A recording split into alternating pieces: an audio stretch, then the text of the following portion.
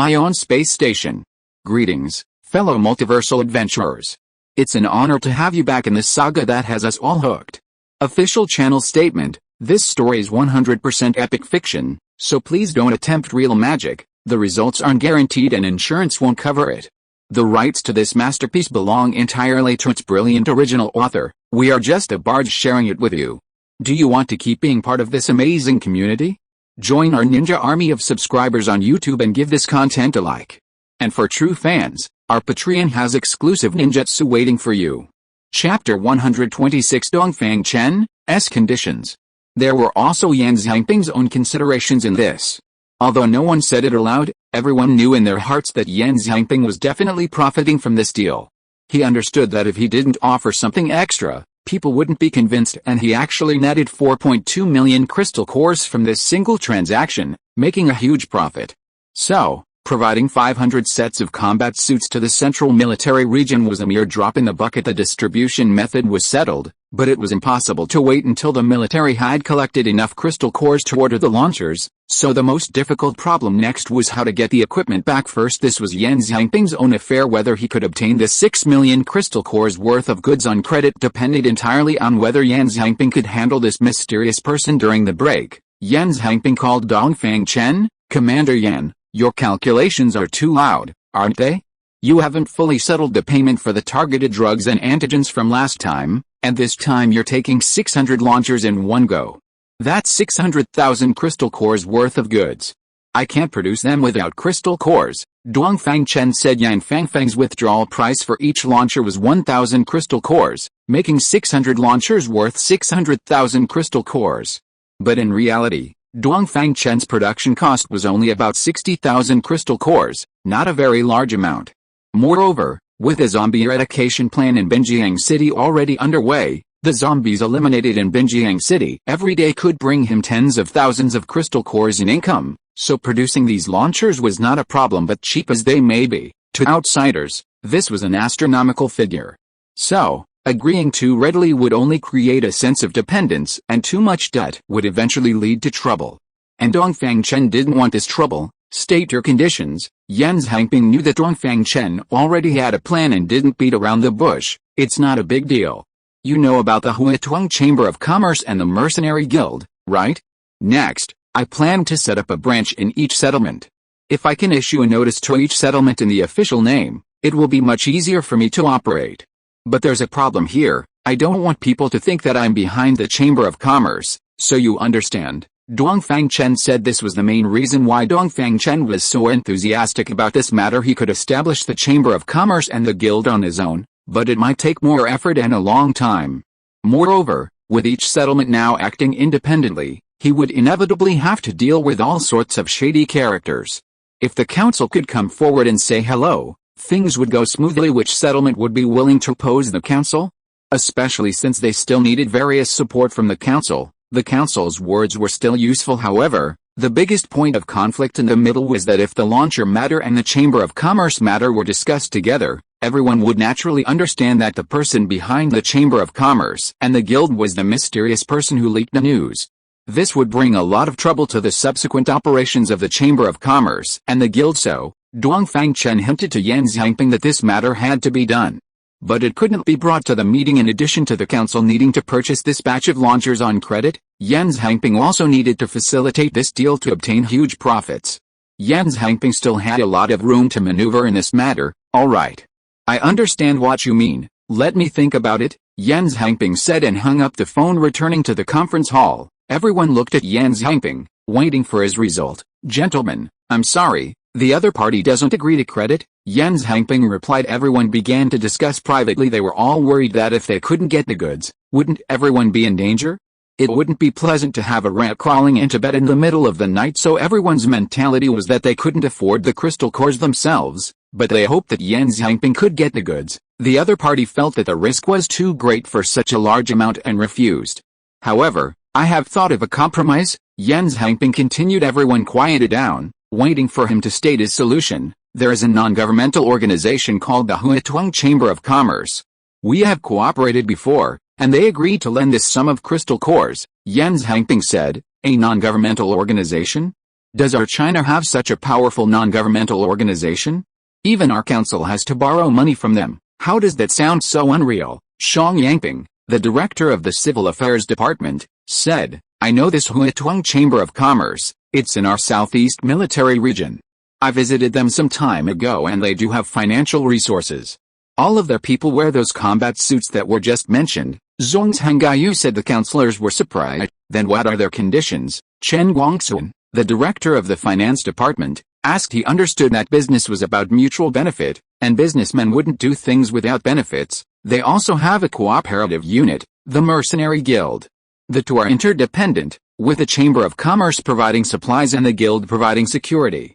In the near future, they plan to set up a branch in each settlement, and they hope that the council can issue a notice to each settlement, recognizing the legitimacy of the Chamber of Commerce and the Guild. Yan Zhangping said as soon as this was said, the council erupted. Some people thought that this was obviously taking advantage of the situation and that they didn't have the qualifications to openly negotiate terms with the council. Some people thought that this was a good thing that could accelerate the flow of supplies between settlements. Some people believe that allowing it to develop might affect the country's political stability. Opinions varied.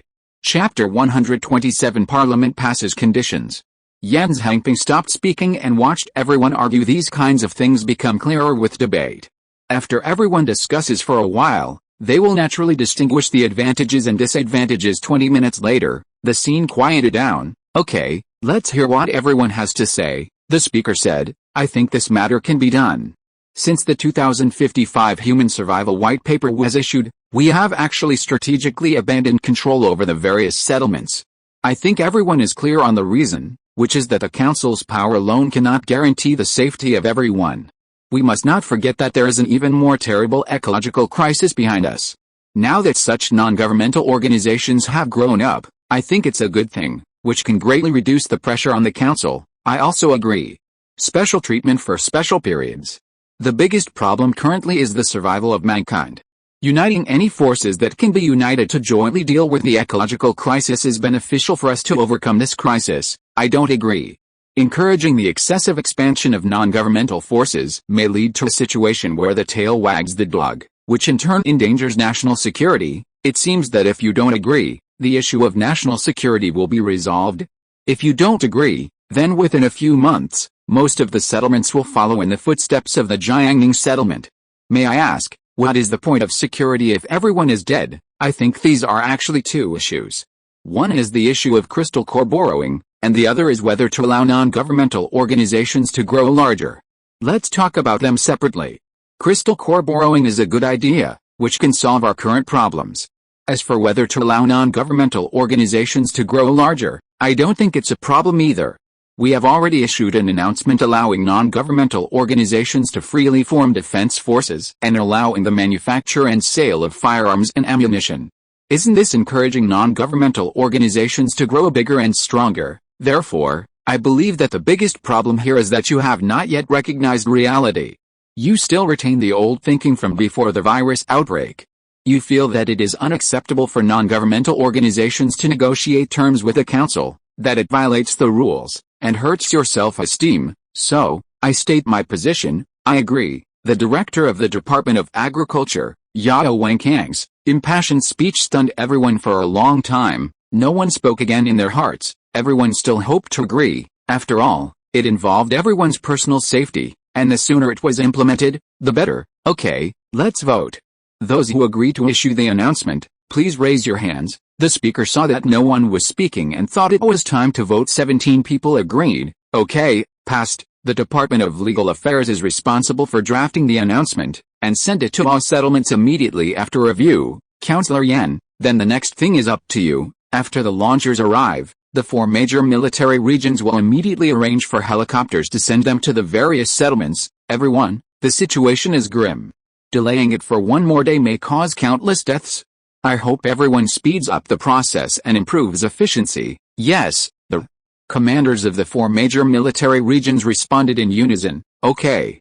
Meeting adjourned. Dongfang Chen had already prepared the goods and was waiting for Yan Zhangping's news. Sure enough, the news came quickly. Subsequently, Dongfang Chen notified Niu Xingwang to contact Yan Zhangping to discuss the borrowing matters. The method of borrowing also adopted the installment payment method used by Yan Fangfang. However, For the Southwest Military Region, hundreds of thousands of crystal cores would not take too long to earn back. After all, the other 4 military regions were behind them paying back the money. This launcher equipment would bring a total profit of 4.5 million crystal cores to the Southwest Military Region within 10 months, which can be described as a huge profit with crystal cores. There would be a constant stream of equipment, otherwise, Yan Zhangping would not have worked so hard to run around for Dongfang Chen. Dongfang Chen didn't care about this. Crystal core borrowing was originally just moving from the left hand to the right hand. After one transfer, it would become 10 times, and finally all of it would obediently return to his pocket. Since this was the case, then let the bullets fly for a while longer. He had even bigger plans later, preparing to gradually allow the Huatuang Chamber of Commerce and the Mercenary Guild to enter the council and occupy 2 seats. However, that was a story for later, and things had to be eaten one bite at a time.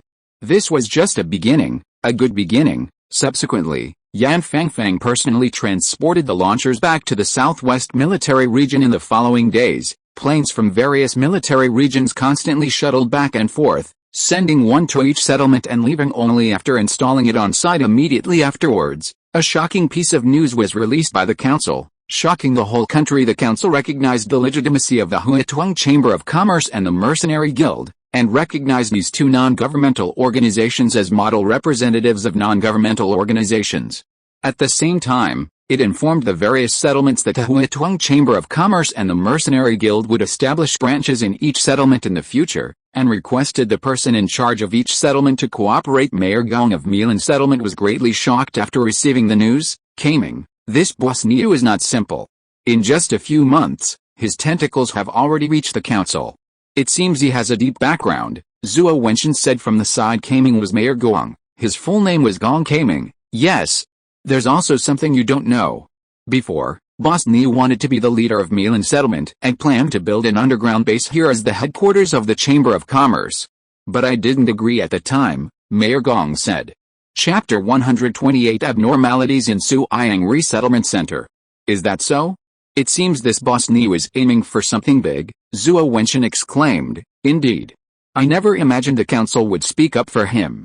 That was unthinkable in the past. Times have changed, and we're both a little out of touch with the situation, Mayor Gong said. I don't know how the council could agree to do such a thing. It's simply unbelievable. What happened after that? You didn't agree, so Boss Niu shouldn't have given up on his plan to build a headquarters, right? Zhuo Wenxian asked. He told me at the time that he planned to establish branches nationwide. I thought he was overthinking it, but now it seems he was completely confident. When I didn't agree, he planned to return to Binjiang and build an underground base there, Mayor Gong said. Binjiang? Isn't that place full of zombies? Zhuo Wenxian said. Since he said so, and judging from the current situation, he must have his own plans. Let's just wait and see, Zhuo Wenxian nodded. Mazao City, Suiyang Settlement, have you found it yet? A person wearing a bright red cloak asked. Holy Envoy, we haven't found it, the man replied. How could this be? The Holy Envoy was puzzled. I don't know either, it's very strange, the man replied. Find it again.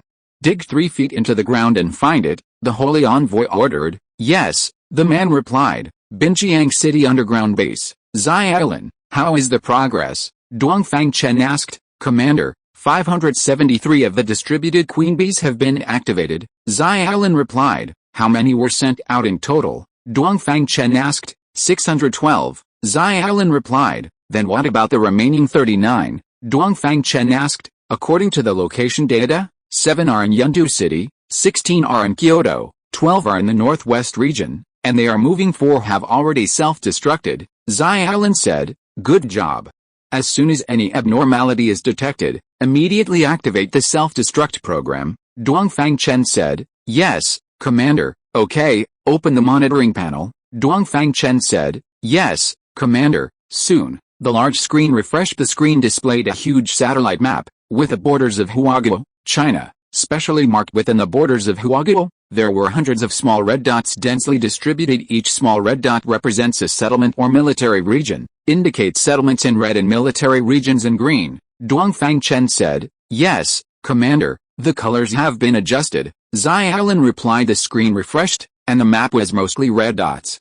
With a few scattered green dots, it was easy to see from the map that there were almost no settlements south of the Yangtze River, and all the red dots were concentrated in the north. Rank the queen bee's development level from largest to smallest and display the list next to the map. Dongfang Chen continued, looking at the map, the queen bee's development level is directly related to the resources it can obtain because these queen bees only had a small amount of crystal cores pre-installed inside the disguised launchers during deployment. Their development completely depends on collecting materials and crystal cores themselves to ensure the queen bee's energy supply.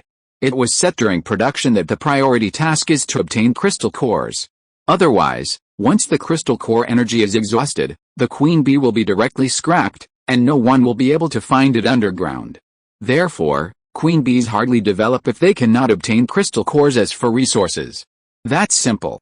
The minerals in the soil contain all the elements needed for the queen bee's development, which can be said to be inexhaustible. The only problem is the crystal cores. Under what circumstances can the queen bee obtain crystal cores? That is when there are zombies in and around the settlement within a certain range. In other words, in settlements that are attacked or have a potential risk of attack, the queen bee obtains a relatively large number of crystal cores and develops relatively quickly. In settlements where there are no zombies nearby and are relatively safe, the queen bee obtains very few crystal cores and develops very slowly. Therefore, the danger level of the settlement can also be seen from the development level of the queen bee. Yes, Commander, Xiaolin replied. The screen refreshed again. Suiyang settlement. Dongfang Chen was a little surprised to see that Suiyang settlement was ranked first. You must know that the Jiangning settlement in Jiangning City had just experienced a zombie rat plague.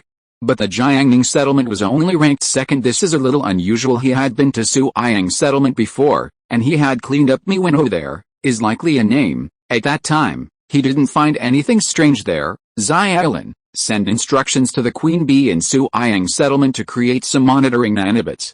I want to know what exactly happened in Suiyang settlement, Dongfang Chen ordered. Yes, Commander. Mazao City, Suiyang settlement, Holy Envoy, something bad has happened. A man ran in a panic. What's wrong? The Holy Envoy asked. The rats we raised are all gone. The man replied. What do you mean gone? The Holy Envoy frowned. Just disappeared. The man replied. How could they disappear? Each breeding room is built with a 20-centimeter thick reinforced concrete frame. It's impossible for those rats to dig holes. The Holy Envoy didn't believe it. They really disappeared. The man still insisted. Go. Let's go take a look. The Holy Envoy turned and went out. If you are listening to this novel on a channel other than Fanfic World, it means it was downloaded and re-uploaded without effort. We warmly invite you to visit our channel, Fanfic World. There you will find the original version of this story and many other novels of various genres. We look forward to seeing you dive into a world of incredible novels. Chapter 129. The Red Cult's plan was disrupted. The Holy Envoy was the first to descend the ladder into the underground cultivation room, followed closely by the others. Arriving in the basement, they switched on the searchlights. What exactly is going on? Even the Holy Envoy was bewildered. The searchlights illuminated every corner of the basement, but not a single rat was found. They carefully inspected every corner, finding no cracks or rat holes. Could these rats have vanished into thin air? The Holy Envoy wondered, completely perplexed. Holy Envoy, could it be related to that transmitter? A man asked. Isn't that transmitter an ultrasonic transmitter? Can ultrasonic waves make rats disappear? The Holy Envoy retorted. The man was speechless, unsure how to explain. These rats were the result of 2 months of their painstaking efforts, and they never expected this outcome. Has the ultrasonic transmitter been found yet? The Holy Envoy asked. No. It's really strange. It's like the machine grew legs and ran away. The man replied. When the Southeast Military Region sent people to deploy the ultrasonic transmitter, they assumed that a single transmitter couldn't cause any serious impact in a short time, so they didn't interfere during the installation. Their original plan was to dismantle it after they finished installing it and left unexpectedly. When they dug up the pit, it was already empty. Perhaps that ultrasonic transmitter really has a problem, the Holy Envoy said after pondering for a long time. What do we do now? The man asked. The Suiyang resettlement can't be stayed in any longer. Stay put for now, and I'll make a decision when I get back, the Holy Envoy said. Turning to leave, he needed to report this matter to his superiors.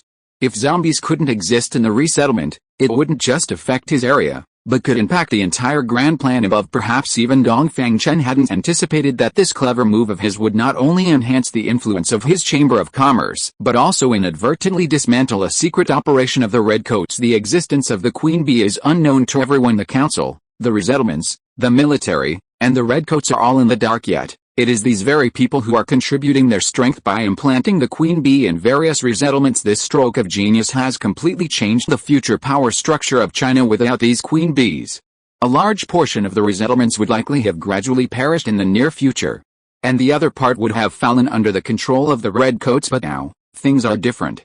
The mysterious existence of the Queen Bee has completely designated the resettlements as zombie-free zones. As a result, not only are most of the resettlements spared, but the Redcoats' plan to control them through zombies will be impossible to achieve. This also buys Dongfang Chen time to implement his next plan. The space station's mission for him is to establish underground survival bases for most of the resettlements within 3 years, a long and arduous task. Only with the protection of the Queen Bee can this plan be carried out. Otherwise, even if the underground bases are built, survival would still be a problem with the threat of zombies in front and the sabotage of the Redcoats behind. April 1, 2055 AD. This day was the deadline for applications for the first batch of new trainees at the base. Xiaolin. Report on the current enrollment situation for new trainees, Dongfang Chen said. Commander, the total number of applicants is currently 240. Xiaolin replied. Well, not bad. These numbers look much better, Dongfang Chen said with satisfaction. How is the production of transport planes at the base progressing? Dongfang Chen asked, reporting. Commander, all 10 transport planes have been completed, Xiaolin replied. Good. Excellent. How is the cleanup of zombies within the Binjiang city area progressing? Dongfang Chen continued to ask. All zombies within the city area have been eliminated, Xiaolin replied. Good. Send a message to the lurkers, informing them that the base will be sending planes today to pick up the new trainees, and they should prepare accordingly. Also, draft a rigorous training and assessment plan. I hope to gain a clear understanding of each trainee's situation through this training assessment. In addition, I plan to select 50 outstanding trainees from among them to be the base's first batch of special operations soldiers. Incorporate that into the plan as well. Yes, Commander. After the message was sent, the lurkers successively sent back their locations and times. Xiaolin scheduled the planes to pick them up based on the timetable. 10 a.m. A lawn in a park in Binjiang City suddenly split open to both sides, and one plane after another flew out from underground, disappearing in all directions. Southwest Military Region Command, Commander Yan, I'm here to ask for people today, Dongfang Chen said on the satellite phone. HMPH. You kid. We agreed at the time that you were borrowing 10 assault team members, including Rong Po. How did you also manage to swindle away 30 of my outstanding soldiers? Yan Zhangping learned about Yan Fangfang's transfer of 30 trainees to Dongfang Chen. Commander Yan, I'm not aware of this matter. Maybe it was your daughter's own decision. Dongfang Chen feigned denial, but in reality, he knew that Yan Zhangping wouldn't object at all. Yan Zhangping couldn't be happier to plant people in Dongfang Chen's base. It would be foolish of him not to take advantage of such a good opportunity. Chapter 130. Rong Po arrives.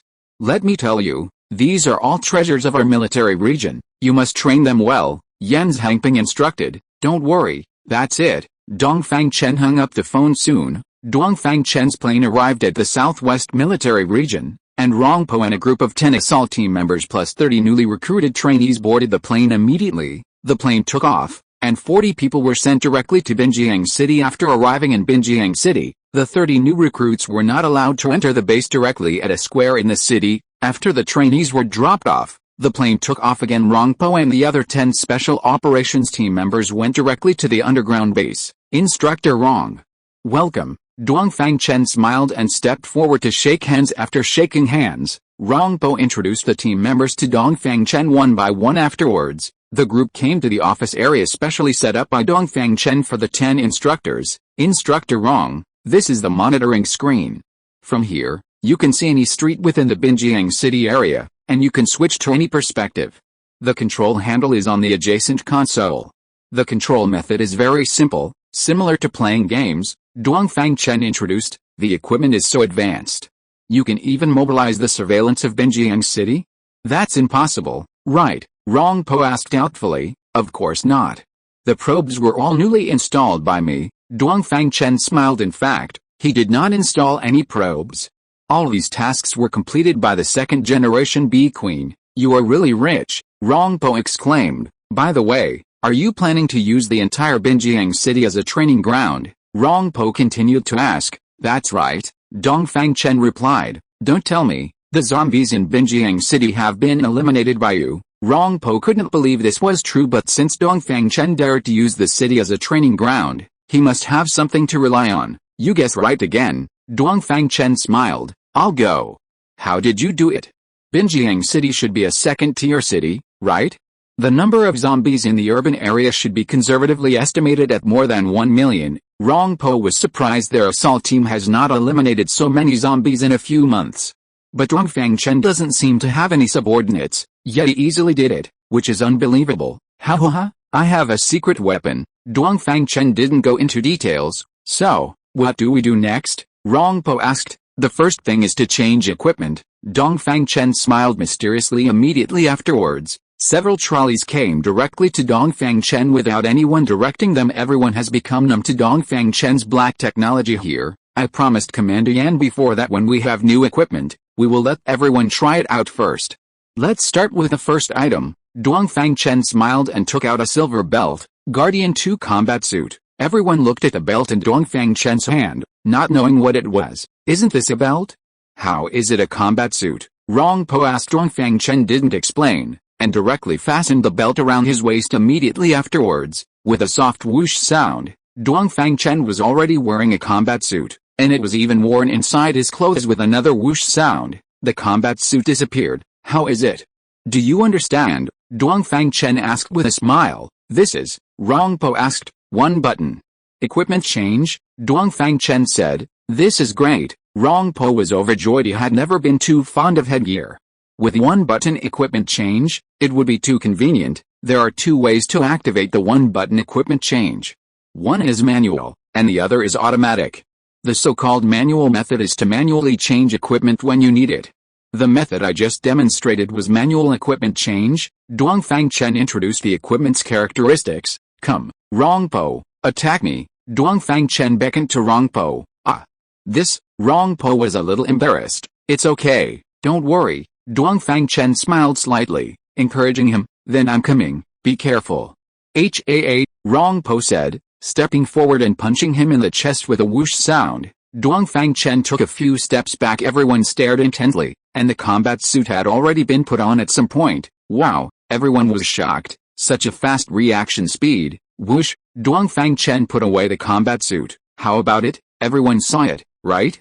This is the second way to open the combat suit. Automatic opening. That is to say, when attacked, the combat suit can automatically put on before people can react. Rongpo reacted. That's right.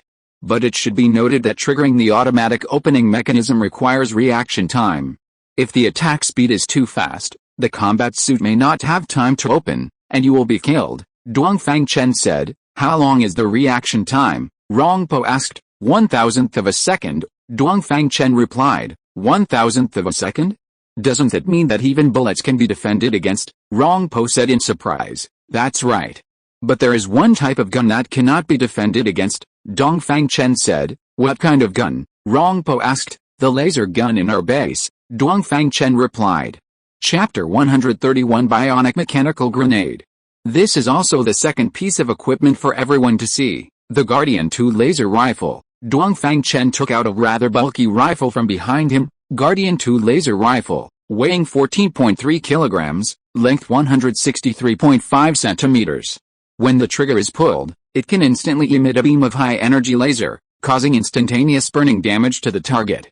The maximum temperature of the beam reaches 2000 degrees. As Dongfang Chen spoke, he picked up the gun, turned off the safety, aimed, and pulled the trigger with a chew sound. A beam of light shot out from the muzzle immediately following a pah sound. A test stone was directly shattered. Unlike the Type 1 laser rifle, the Type 2 laser rifle emits a red beam. Compared to the Type 1 laser rifle, its biggest improvement is that it will not be reflected by objects with a melting point lower than 1600 degrees. In this way, it can adapt to most combat scenarios. Again, with a chew sound, a glass mirror standing in the distance shattered in response. Oh, right, it can penetrate the current combat suits, Dongfang Chen added. What? Everyone was shocked. They had always thought that combat suits were the absolute defense weapon on the battlefield, impenetrable. But now, the safety of combat suits was being challenged. You must adapt to this reality. For a long time to come, the destructive power of weapons will be stronger than the defensive equipment. Starting with the Gen 2 laser rifle, traditional thermal weapons will gradually lose their advantage, Dongfang Chen said. Of course, combat suits are still necessary. Don't forget that the greatest function of combat suits is not bulletproof, but puncture-proof. It can protect us from being harmed by zombies and infected by viruses, Dongfang Chen added. The crowd nodded in agreement. Let's take a look at this, the Tier 2 bionic mechanical grenade. As Dongfang Chen spoke, he took out a round metal ball slightly larger than a ping-pong ball from the box. There's a button on it, which can be activated once opened. Dongfang Chen then pressed the button. Upon seeing this, the crowd hurriedly took a few steps back. Don't be afraid, the grenade will not be detonated unless it is thrown out, Dongfang Chen said with a smile. Everyone breathed a sigh of relief, having been startled by Dongfang Chen's reckless behavior.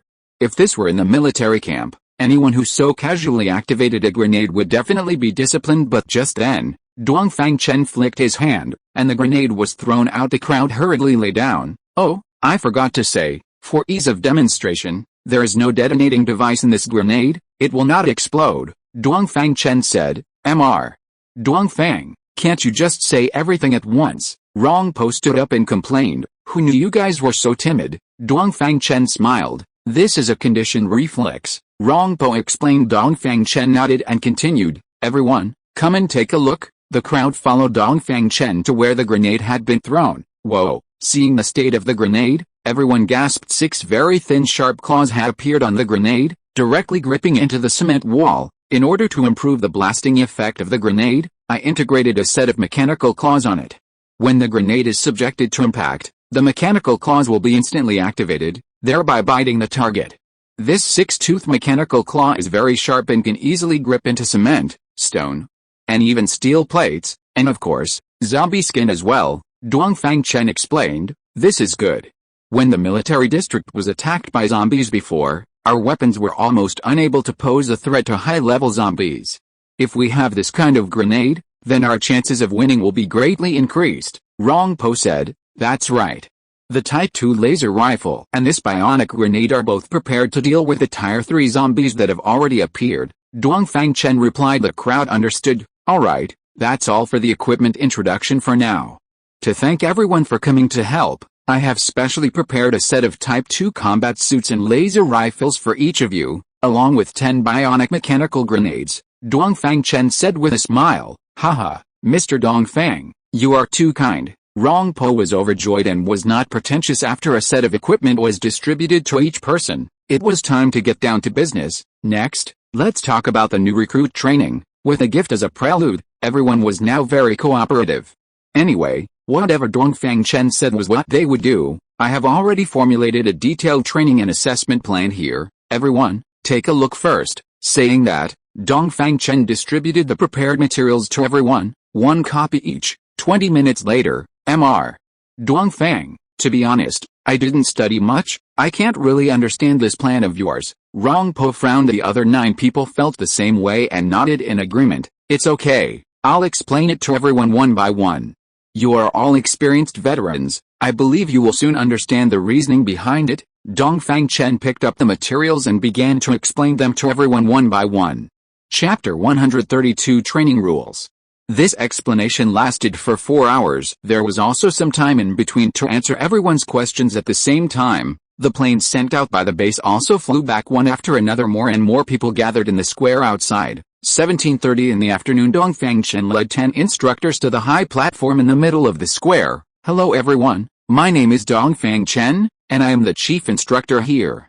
I am very happy to meet you all. I think you already knew what the purpose of coming here was before you set off. At the same time, I also know that you all have your own goals and plans. This is your hope, and it is also my hope.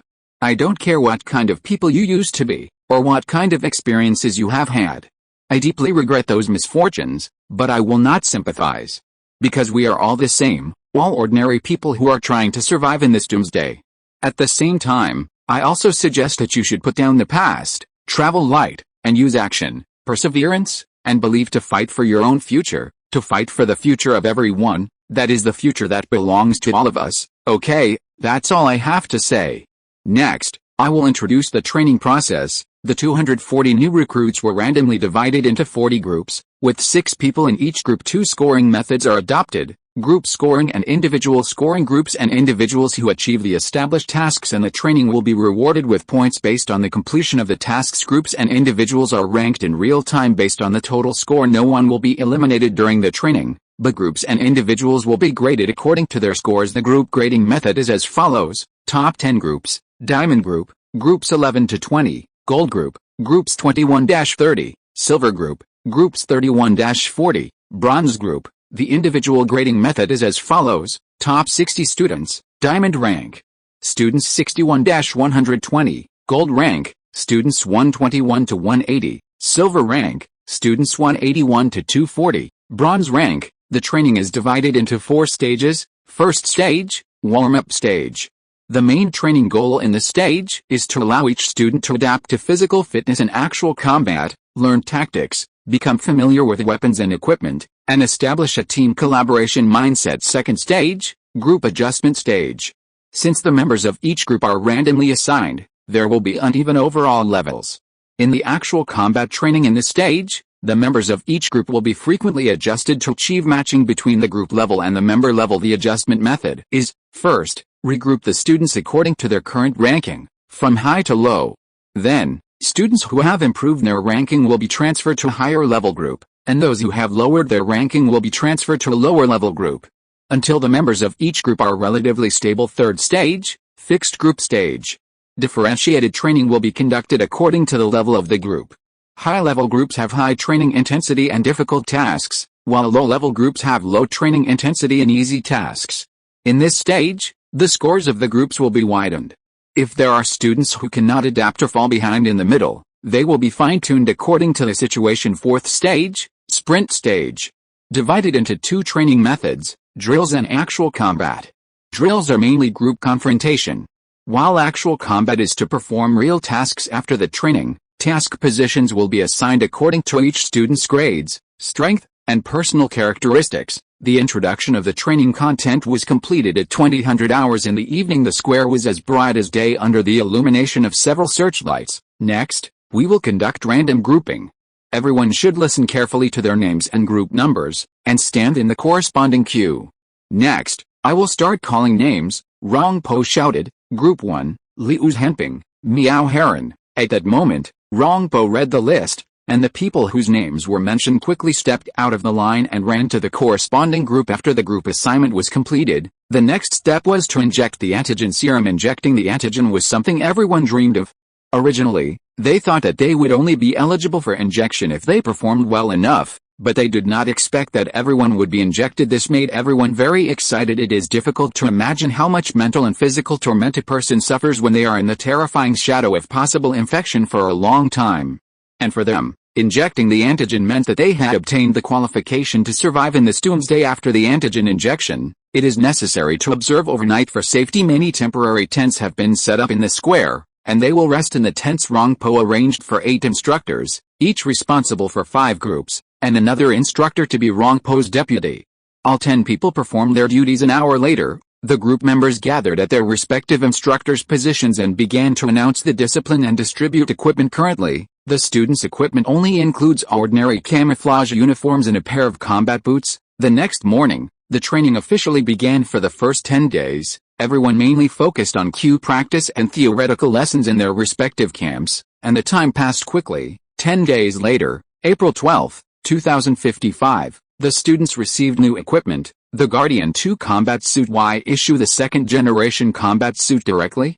On the one hand, it is because there is no difference in protection performance between the first and second generations, and on the other hand, it is because Dongfang Chen had already shut down the first-generation production line, and currently only produces the second generation. The first-generation combat suit will no longer be sold to the public in the future. Chapter 133 Actual Combat begins. Another 10 days passed, and the trainees received new equipment, a weakened version of the Guardsman 1 laser rifle. The original Model 1 laser rifle could kill. To avoid unnecessary personnel injuries during training, Dongfang Chen specially produced a batch of weakened laser rifles. How weak were they? Being hit only caused a burning sensation, and wouldn't cause any harm. In this case, they basically didn't need to replace the energy, equivalent to unlimited bullets for the needs of the exercise. Some adjustments were made to the weakened laser rifles. If it was detected that the user was hit, the laser rifle would be locked and unable to fire. Another 10 days passed, and the first phase of training was basically over. After completing the phased formation acceptance, everyone received the last piece of equipment for this stage, Bonecomms. This was the first generation Bonecom, which allowed real-time intercom, enough for training May 1, 2055. The second phase, team assignment phase, of training officially began from this stage onwards. The trainees entered the live combat exercise phase early morning. Ding-ling-ling. Without prior notice, a bell rang in the trainees' Bonecomms. Attention all trainees. Attention all trainees. The second phase of live combat training officially begins. You have 15 minutes to prepare. The camp will be attacked in 15 minutes. Repeat, you have 15 minutes to prepare. The camp will be attacked in 15 minutes. The broadcast ended. Everyone quickly got up, organized their equipment, and left the camp. 15 minutes later, hundreds, even thousands, of giant robots resembling kangaroos, walking on two legs and equipped with two laser rifles, frantically poured into the square. The robots were taller than people. They had a rectangular electronic number plate on their heads, all marked with the same bright red number. 1,000. Bold trainees lurked in the buildings near the square. They saw the densely packed robots pouring into the square and their scalps tingled. It was introduced during the first phase of training that the number plate on the head of this special training robot corresponded to its health value. 1,000 meant that they could withstand 1,000 attacks. When the number reached 0, it meant that the robot was dead and could leave the battlefield. Trainees could earn 1,000 points for each robot they eliminated. Mission: successfully survive for 24 hours. Trainees who are not killed after 24 hours will be rewarded with 100 points. The trainees received a mission prompt in their Bonecomms. Goodness, Mr. Dongfang is really going all out to train these newbies, Rong Po said with emotion as he stood on the roof and saw the swarms of robots. How great would it be if these robots were equipped in their troops? Would killing zombies be like cutting leeks? Wasteful. So wasteful, Rong Po muttered. Captain, how about we talk to the commander and purchase a batch of these robots to take back? The deputy said from the side. We'll see. We don't know if they can take a beating or not. Don't let them be like a deaf man's ears, just for show, Rong Po replied. After these special training robots came to the camp, they wreaked havoc everywhere, tearing apart everyone's tents in minutes. This clearly told everyone that they shouldn't expect to rest well for the next month. The robots could locate everyone. The lights on their heads kept flashing, allocating targets. Then, these robots went off in groups of 3 or 2 to track their respective targets. Captain, do you think these robots can locate those newbies? The deputy asked. Of course they can, someone behind him answered. It was Dongfang Chen, Mr. Dongfang, aren't you being too cruel? Averaging 5 robots to 1 person, and you're still installing locators? How can these newbies possibly survive? Rong Po laughed. Haha, robots are robots after all. I also want to see, in a confrontation between robots and humans, which side has the advantage, Dongfang Chen said. That depends on the situation. I think in this case, the robots already have a numerical advantage and can accurately locate everyone. There's no way these newbies can win, Rong Po said. Then we'll wait and see. Dongfang Chen did not continue to argue. Practice is the best way to test truth. The instructors returned to the base one after another. The electronic screens in the office area could view the situation outside in real time. Everyone sat together, watching and discussing. This could be said to be the first battle between humans and robots in history. They had never encountered it before, and it had great learning significance in itself. The screens also show the real-time changes in the trainee scores in today's 24-hour survival challenge. They could earn 1 point for every drop of health they knocked off a special training robot, and the person who killed the robot could earn an extra 100-point headshot bonus under this incentive. The trainees were not timid and were full of fighting spirit. There was also another reason. Everyone knew that they were not in mortal danger in this state. The trainees' casualty rate was also very high. After all, they would be eliminated as soon as they were hit by a robot once. Sure enough, less than 10 minutes into the game, 20 people had already been killed. Chapter 134, The Students' Strategies. On the map, red dots represent trainees, and blue dots represent robots. It's very clear to see that the red dots are constantly spreading and moving outwards. Some red dots are in groups of 3 or 5, while others are moving alone. Basically, every red dot has several blue dots chasing closely behind. This is simply a one-sided massacre. Captain, how long do you think we could last if it were us? A nearby instructor asked. If the number of robots was roughly the same as ours, or not too different, we might be able to handle it. But too many is impossible. You have to understand that although 240 trainees are fighting 1,200 robots, it looks like 1 to 5 on the surface, but in reality, it's far from that. As more and more trainees are eliminated, the pressure on the remaining survivors will increase. Even if there are few trainees who last longer, the final result will inevitably be an attack by thousands of robots. Do you think they could survive in that situation? Rongpo analyzed. So, it seems like either most of them will survive, or it's highly likely that no one will survive. The nearby instructor asked. Yes. But I believe they will realize this very soon, Rongpo said, looking at the screen. Sure enough, on the first day of the survival challenge, 95% of the people failed to last more than 2 hours. The remaining dozen or so people, although they successfully eliminated a few robots at the beginning, were quickly eliminated within minutes under the siege of thousands of robots that arrived later after the entire group was killed. The exercise ended. The day results: combat duration 3 hours 20 minutes, robots eliminated 5. After completing their mission, the 1,200 robots returned to base. After all, it was the first day of the actual combat exercise, so it ended relatively early. The instructors came to the gathering points of each group to summarize the day's battle based on the ranking order of the day. Everyone readjusted their groups afterward. Supplies were distributed, but they didn't have a camp to live in, so they had to find their own places to stay. Early the next morning, 1,200 robots were released again. Today's battle was much more organized than the first day. The top-ranked groups lasted a long time, but eventually, they were outnumbered and wiped out. Results: combat duration 4 hours 30 minutes, robots eliminated 18. The instructors once again adjusted the groups based on individual rankings, summarized, and distributed supplies. Third day results: combat duration 5 hours 10 minutes, robots eliminated 31. Fourth day results: combat duration 5 hours 20 minutes, robots eliminated 38. Until the 15th day, the battle situation changed. After being crushed for half a month, the top 10 diamond groups united. They chose a narrow street and set up ambushes in the buildings on both sides. The 10 groups totaled 60 people. Due to the large number of people gathered, they attracted more than 300 robots at the start of the morning battle. First was the street fight. After the robots arrived, everyone opened fire at the same time, concentrating their firepower on the same robot. In a matter of seconds, a robot's health bar was emptied. Then the second, the third. The robots were also very fast, and they didn't have time to eliminate them all, so they quickly retreated into the building. They had placed layers of fortifications and obstacles in the stairwells in advance, retreating upstairs while looking for opportunities to eliminate the enemies rushing to the front. In this way, the 13 survivors successfully lasted 24 hours for the first time.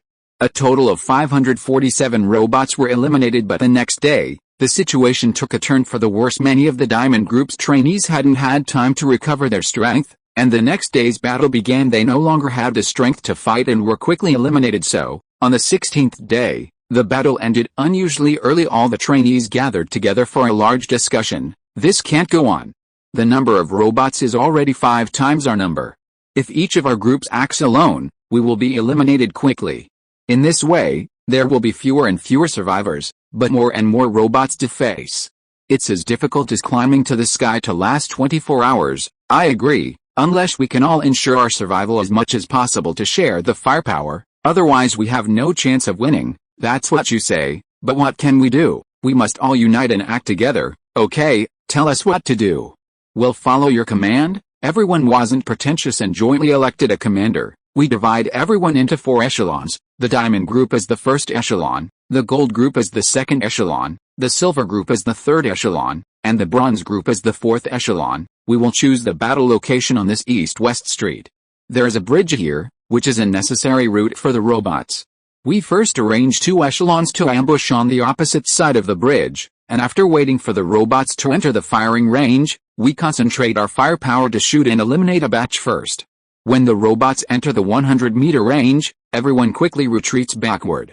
At the same time, The other two groups provide cover and carry out the second round of attacks. And so on. Chapter 135, Robots are completely wiped out. In short, fight if you can win, and retreat quickly if you can't.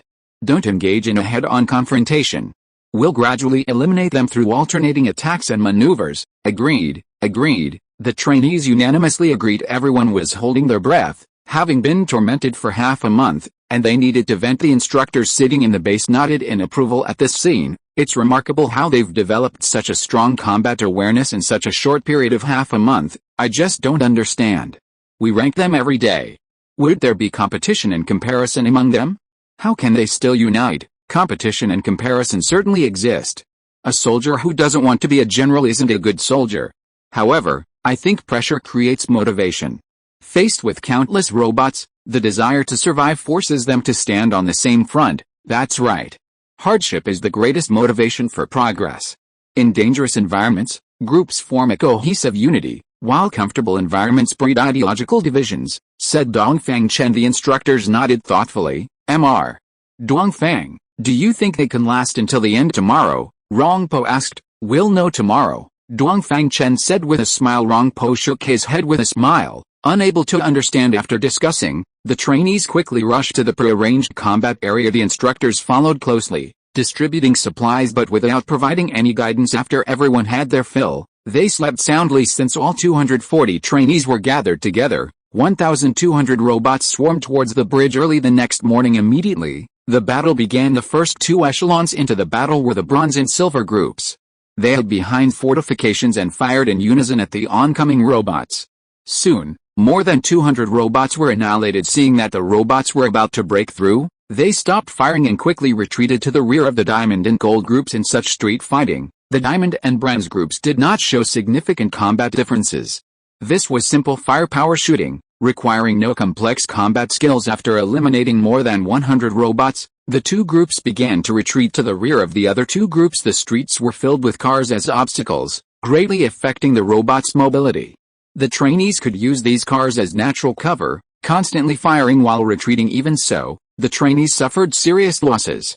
After several rounds of retreat, the trainees were reduced by 1/3, but 700 robots had been eliminated, which was a remarkable achievement. This is the most intense battle in half a month, Rongpo said, looking at the screen. This is nothing, just the beginning, Dongfang Chen said. The others were puzzled and just nodded silently. The battle lasted for 2 hours, ending with the trainees annihilating all the robots. Everyone stood on the street, shouting and celebrating, venting the repression of the past half-month. Dongfang Chen smiled, said nothing, and turned to leave. It was time for the instructors to appear. They reviewed the day's battle process, explaining in detail some methods and techniques of mutual cover and cooperation on the battlefield. They also readjusted the groupings based on everyone's scores for the next 5 days. Everyone adopted the same tactics, constantly practicing the learned combat skills until the 6th day.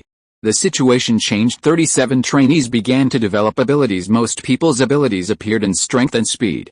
In addition, 2 people developed control abilities. 1 person could create and control flames out of thin air, and 1 person could release and control lightning with a blessing of abilities. The battlefield situation changed. The trainees began to launch charges, using cars as shields to launch annihilation battles against the robots. This left the instructors in the base dumbfounded. Oh my god, are these trainees monsters? Look at him, directly lifting a car with his bare hands. And him, he was just here, and suddenly he's over there. Does he have instant teleportation? Look, that guy. He can jump almost 10 meters high, right? Is he even human? Are these the mutants? So strong. Captain, did you get the antigen shot too? What's your ability? An instructor asked. Get out of here. Rongpo glared at him without answering. The instructor who asked the question smiled foolishly and dared not speak anymore. Captain, why don't we tell the commander and set up a mutant squad too? Their combat power is amazing, another instructor suggested. It's been mentioned before. But recently, the commander hasn't had time because of the zombie rat infestation, Rongpo explained. So that's how it is. If we were to face these kids now, I don't think we could beat them. Not just difficult, it's definitely impossible. Can you lift a car with your bare hands, or run 30 meters in a second, or grab lightning with your hands? That'd fry you to a crisp in minutes. Captain, if mutants are so powerful, will there be nothing for us to do in the future? Rongpo did not answer. If you are listening to this novel on a channel other than Fanfic World, it means it was downloaded and re-uploaded without effort. We warmly invite you to visit our channel, Fanfic World. There you will find the original version of this story and many other novels of various genres. We look forward to seeing you dive into a world of incredible novels. Chapter 136 Mutated Cockroaches. Up until now, the trainees' second phase of training has been underway for 22 days in less than 2 months. The 10 instructors witnessed a magnificent transformation of this group of recruits from naivety to maturity. They felt unprecedented pressure. Everyone felt that there was nothing left to train, and 1/10 of the trainees were already better than them. Everyone, don't have such concerns. Although the trainees' combat effectiveness has improved a lot, don't forget that this is due to the abilities of the mutants. Apart from this, they are still just soldiers. I believe that there are many factors that determine victory or defeat on the battlefield besides strength. For example, mentality, willpower, and experience. These intrinsic things can only be obtained after experiencing one battle after another, and cannot be produced by injecting a potion.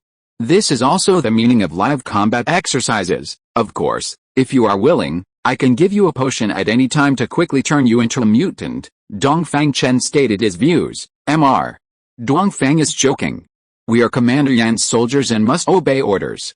We cannot inject potions at will without orders from superiors. One of the instructors refused. That's right. Everyone here is a king of soldiers. I hope you can impart your experience without reservation, Dongfang Chen said with a smile. Don't worry, Mr. Dongfang, we will definitely train those little bastards seriously, everyone assured. That's good. Now that many people have developed abilities, the next training should be upgraded, Dongfang Chen said. The instructors nodded in agreement, as the current difficulty was indeed not enough. So, in the last 7 days of the second phase, the training was upgraded again. Early in the morning on May 23rd, everyone was still lying in ambush at the bridgehead, waiting quietly. They had been using this tactic for a week and had no intention of changing it at all. At 7 o'clock in the morning, a flock of unknown things flew from the horizon. Densely packed, everyone looked up at the sky. Closer, closer, cover. Everyone, take cover, someone shouted. The scene was in chaos. Many people didn't know what was going on and just ran into the building. Chirp chirp chirp, chirp chirp chirp. Thousands of flying robots in the sky indiscriminately attacked the ground. Many trainees who didn't have time to run were directly eliminated. Those who entered the building were not much better off. A large number of small, spider-like robots, 10 centimeters tall, had appeared inside at some point. Each of them had a black electronic tag on its head, clearly marked with a red number. 100, they were everywhere on the ground and walls, in countless numbers. 15 minutes, the battle ended. All 240 trainees were annihilated. Protest. We protest. This is simply bullying. There was no advance notice, and they ambushed us in the building. No one can beat that, many trainees expressed dissatisfaction. See? They still have a lot to learn, Dongfang Chen said to the 10 instructors, standing in front of the electronic screen. Mr. Dongfang, this is indeed a bit bullying. How many robots did you send out? Look, flying robots. 5,000. Spider robots. 30,000. No one can beat that, one of the instructors said, pointing to the numbers displayed on the electronic screen. Yes, Mr. Dongfang, no one can beat that, another instructor agreed. It's normal to not be able to beat them. But with a certain amount of combat awareness and combat experience, it's unacceptable to only last 15 minutes, right? Have you forgotten the zombie siege? Have you forgotten the zombie rat plague? Did you get advance notice any of those times? Would those zombies let you off just because you couldn't beat them? Or would you go and protest to the zombies because you couldn't beat them? Dongfang Chen asked rhetorically, and no one made a sound. Instructors, let me tell you, I did this on purpose today. It's also to teach these trainees a lesson. The battlefield is not static, and the enemy is not static either. At any time and in any place, you must have an awareness of vigilance and sufficient combat readiness. These are just training robots, non-infectious and non-lethal. But on the battlefield, the situation will only be worse than it is now. If this is all the combat awareness and combat power you have, then I can say with certainty that humanity is doomed. Let me give you a piece of news. Just yesterday, we detected the presence of mutated cockroaches in many abandoned cities in the south. Note that I said, mutated cockroaches. Not zombie cockroaches, Dongfang Chen said. What are mutated cockroaches? Rongpo asked with a frown. So-called mutated cockroaches are new species produced by the combination of traditional cockroaches and viral RNA. As everyone knows, cockroaches have a very strong reproductive capacity. A mutated cockroach will breed a large number of cockroach offspring with mutated genes in a very short period of time. You have all witnessed the power of mutants these past few days. Then you can boldly imagine the scene of millions of mutated cockroaches besieging human settlements. Note that it's millions of mutated cockroaches, possibly mutated cockroaches with abilities. Dongfang Chen painted a picture of a cockroach siege for everyone. Everyone imagined such a scene in their minds and collectively sucked in a breath of cold air. Chapter 137 Field Investigation. Do you still think today's training is bullying? Dongfang Chen asked. The crowd was silent. That's why I said this will be the norm in future battles. The situations they face in the future will only be worse than now. Dongfang Chen added, I must report this situation to the commander as soon as possible. Rong Po said, I've already notified him.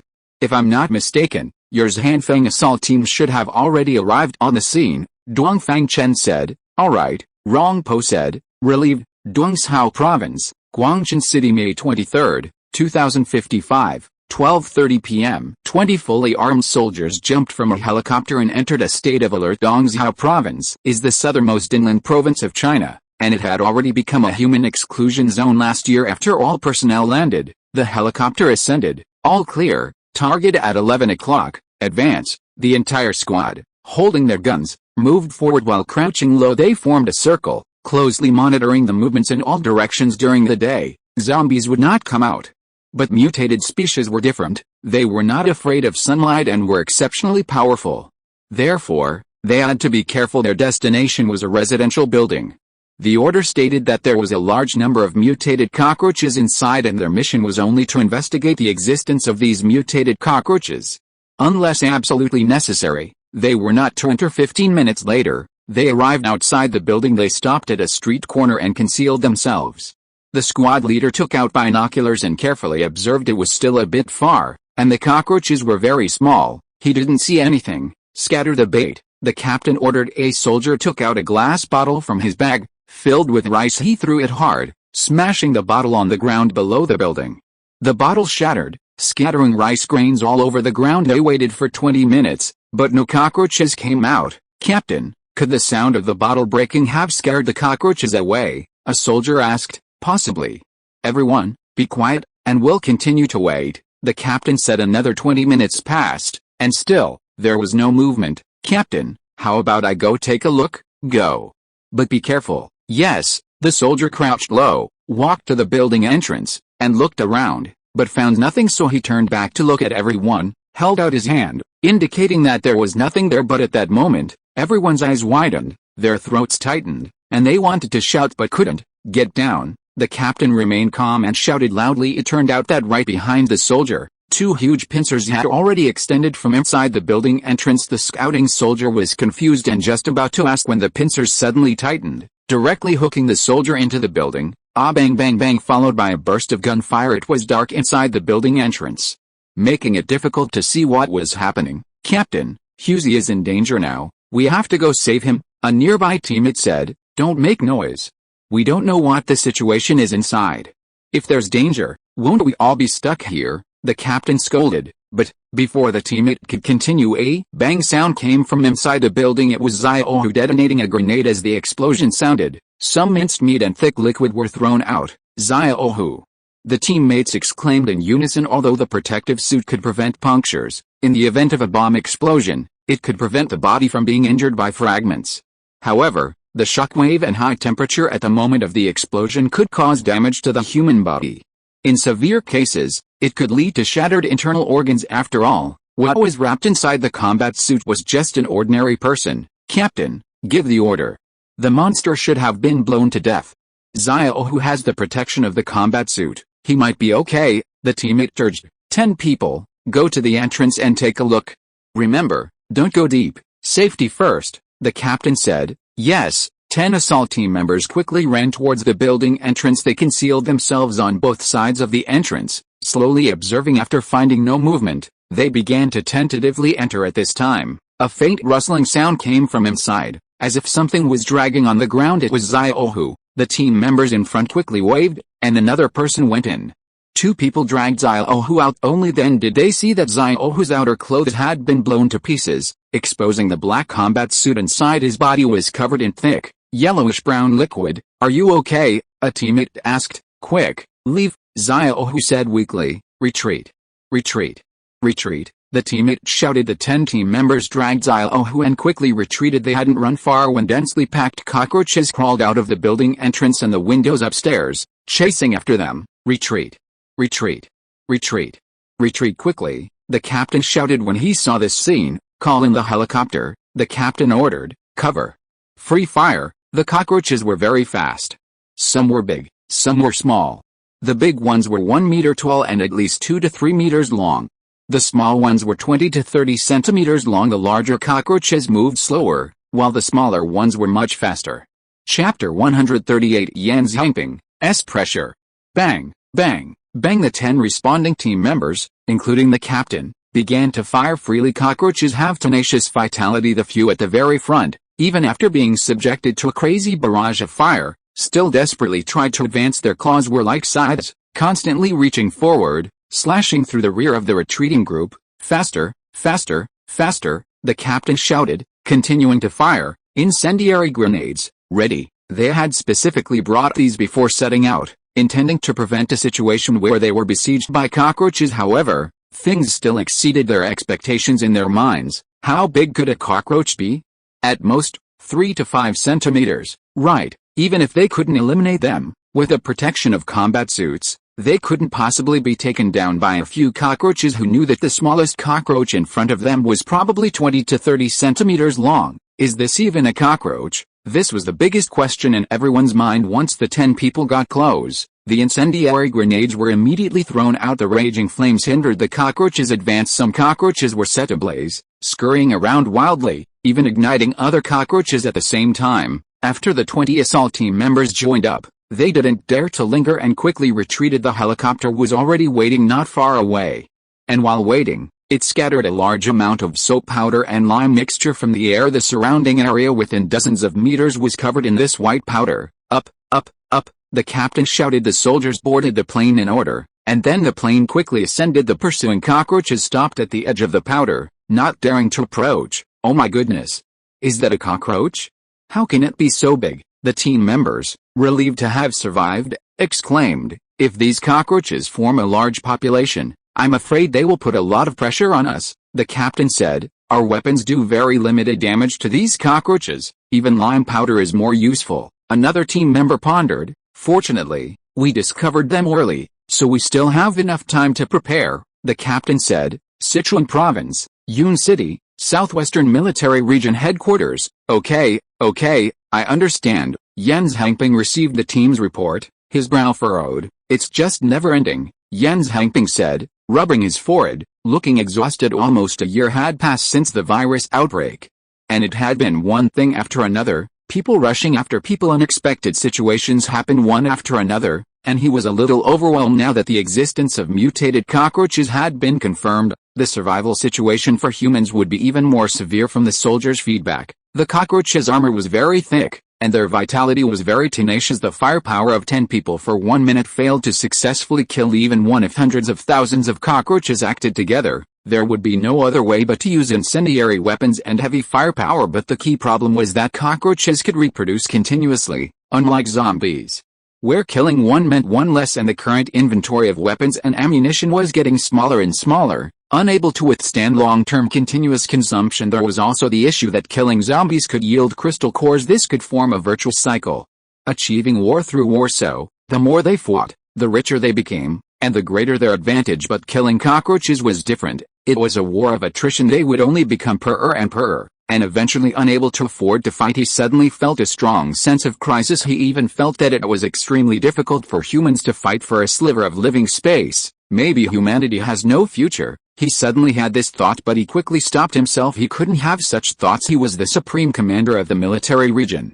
Bearing the hopes of everyone, he must have unwavering faith and fight to the very end. He now understood that his daughter was right. Perhaps ending this apocalypse really depended on Dongfang Chen. Judging from the news Rongpo had sent back, Dongfang Chen already had the ability to manufacture a large number of combat robots. Using 30,000 spider robots to train students was a grand gesture. The entire Huan nation had no equal. He didn't realize that this thought was very dangerous and also had a serious bias. This bias would affect his future direction and choices as a counselor. He shouldn't have this kind of bias. Binshao City, 13 p.m. The students gathered in the square, waiting for the instructors to appear. They were waiting for an explanation. The ground in the middle of the square slowly opened to both sides, and Dongfang Chen and 10 instructors walked out from underground. Robots appeared from all directions, surrounding everyone in the middle on the high platform. Dongfang Chen took a step forward. Whoosh! Tens of thousands of robots simultaneously stood still, extended their front claws, and saluted. This formation was too shocking for the students. Students, the explanation you wanted, I have already given it to you, Dongfang Chen said, spreading his hands. Everyone looked at each other, not knowing what he meant. You have all seen that I possess these robots and am their supreme commander, and they can kill you all in seconds. So, may I ask, what is the meaning of your existence? Even without you, in this apocalypse, I can live very well, can't I? Dongfang Chen said. Chapter 139 Ideological Work Among Students. The trainees were silent, all lowering their heads. They already understood what Dongfang Chen meant. The training over the past period had made them complacent. They mistakenly believed they already possessed the power to contend with this era, but in reality, their hearts were fragile and vulnerable. Their strength was utterly inadequate. Do you have the right to demand an explanation? Clearly not, Dongfang Chen continued. I hope you understand that the person who truly deserves an explanation is me. I provided you with the best training conditions, yet you gave me the worst performance. Based on your current showing, I find it hard to imagine how you can lead more people to survive in this era. Alright, enough nonsense. If anyone still feels it's unfair, you can lay down your weapons and equipment and leave this place. Perhaps you'll find your so-called fairness outside. Having said that, Dongfang Chen paused for a minute. He was seeing if anyone would step out, giving them a chance to choose freely. He didn't like forcing people. A minute passed, and no one came forward. Not bad. You're more courageous than I thought. Dongfang Chen nodded slightly and said, since no one chooses to leave, then let me show you a scene first. After speaking, Dongfang Chen waved his hand, and a huge image appeared in the sky. Everyone looked up at the video. The scene was of a city. It was unknown where. In the beginning, everything seemed normal, but everyone knew that something extraordinary was about to happen. Look, someone whispered. They saw something crawling on the streets in the distance. Then, more insects appeared. The scene was like a locust plague. Some crawled on the ground, some flew in the sky. Wherever they passed, nothing was left alive. Even the zombies hiding in the darkness let out bursts of roars. Gradually, these insects approached, and they could be seen clearly. They were cockroaches. They were as big as the cars next to them. The streets were full of them, densely packed, stretching as far as the eye could see. Everyone who saw this scene felt their scalps tingle just from what was presented in the camera. There were at least hundreds of thousands of them. Suddenly, the image disappeared. Alright, everyone has seen it. This scene is real and happened on a street in Guangchun City, Dongshao Province. Now I ask everyone again, do you still think it's unfair to fight tens of thousands of harmless spider robots, in the face of survival? Fairness is just an excuse for the weak. You've all seen it. This is reality. This is the challenge you are about to face. You are not fighting for me, you are fighting for yourselves. This is just the beginning. Now answer me, do you have the courage? Dongfang Chen asked loudly. Yes, the crowd replied. Good. This is the first time, and also the last time, I'll do ideological work for you. There won't be another time. If anyone still feels it's unfair, then just leave. Dismissed. Whoosh! All the robots uniformly lowered their front claws and withdrew in an orderly fashion. The trainees were silent. Many people woke up and felt remorseful for their behavior. In just over a month, they had forgotten their former fear and despair. Just as Dongfang Chen said, in dangerous environments, groups form a cohesive unity, while in comfortable environments, ideological divisions arise. Judging from the performance of the trainees, the harm brought by comfort was evident. If it weren't for facing such a severe survival challenge, perhaps these people would never have stood together, let alone accept such training. The next day, training continued as usual. Having experienced the previous day's torment, the trainees behaved much more cautiously. With the threat of flying robots, the outdoors became unsafe. They could only use the building as a base and begin to defend it fiercely in order to achieve better results and persist for a longer time. They built fortresses with cars and used their own flesh and blood to buy time for their companions. using every means possible. Although defeating tens of thousands of robots was still unrealistic, even persisting for 24 hours was a luxury, but they were growing madly in the continuous battles. Mr. Dongfang, is there any new activity in Funing District? Rongpo asked in front of the map. What do you mean? Dongfang Chen asked. I've noticed that the streets in Funing District are changing every day. In the past 2 days, even the abandoned vehicles on the streets are gone, Rongpo said. You're quite observant. But you're a bit too idle for a chief instructor. Instead of carefully studying the performance of the trainees, you're observing my streets. Dongfang Chen laughed. Just looking. Rongpo smiled. He couldn't possibly say that he had promised Commander Yan to gather more information. How could Dongfang Chen not know his little tricks? He was deliberately letting him see. Sometimes, actively trying to prove your strength to others is not as credible or effective as letting others discover it on their own. Chapter 140, Taking Rongpo on a Tour. You can look if you want. How about seeing it in person? I can take you over, Dongfang Chen said with a smile. Wouldn't that be bad? Rongpo looked around, indicating that he still had work to do. Is that so? Then forget about it. Dongfang Chen didn't push. Go. Go. Go. Rongpo quickly changed his tune. Going is fine, but let's get one thing straight. Whatever you see, just keep it to yourself, and don't tell anyone else. Dongfang Chen said quietly. Generally speaking, when you tell someone a secret, that secret is no longer a secret. Don't worry. My lips are sealed. Rongpo patted his chest. Yeah, right. I believe you about as far as I can throw you. I'll just use your mouth to advertise for me then, Dongfang Chen thought to himself, smiling as he looked at him. Captain, where are you going? Take me with you, an instructor asked, stepping forward. Me too, another one chimed in. Get lost. Don't you know it's training time? What are you doing, crowding around? Don't you have any professional ethics? Rongpo scolded. The instructors walked away dejectedly. Then, Mr. Dongfang, when shall we depart? Rongpo immediately put on a smiling face again. Let's go now, Dongfang Chen said. He turned and led Rongpo away. The two entered the elevator. Dongfang Chen pressed a number, and the elevator began to move horizontally. Mr.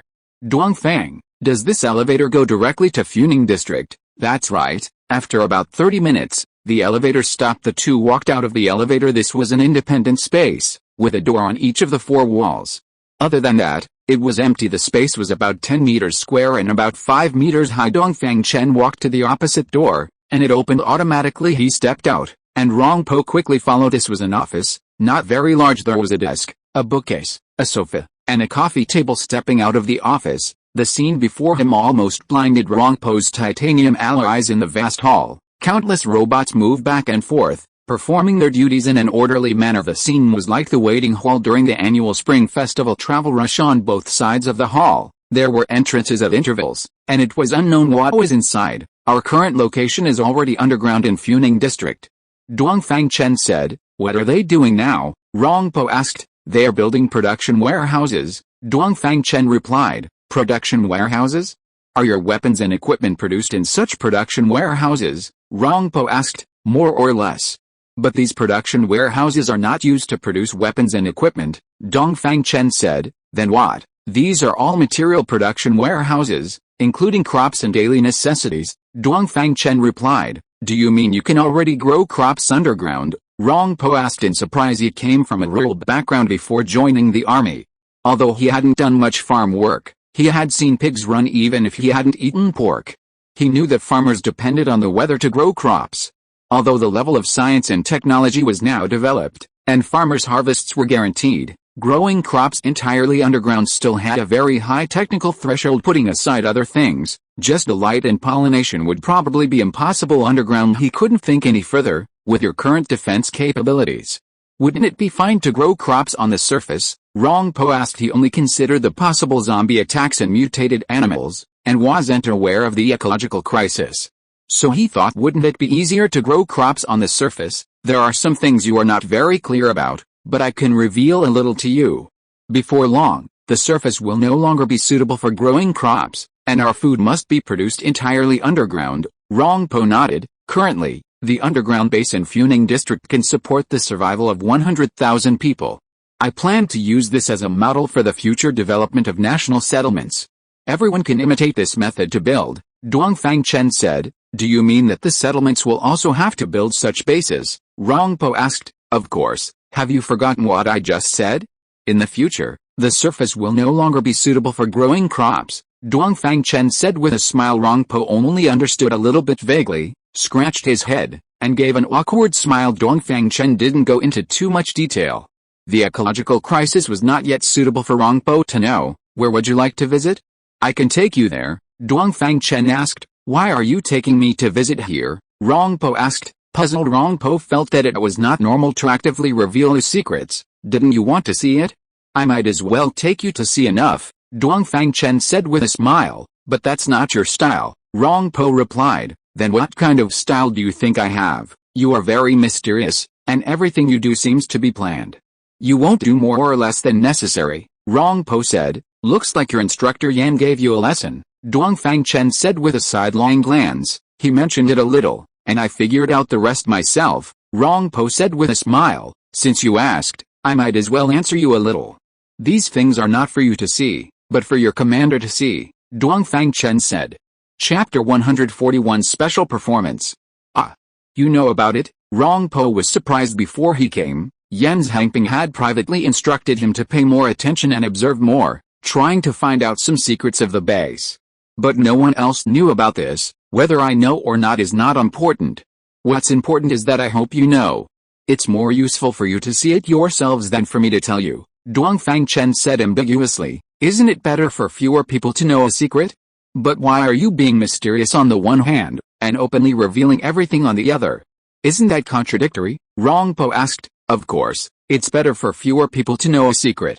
But do you think I alone have the ability to fight against this apocalypse?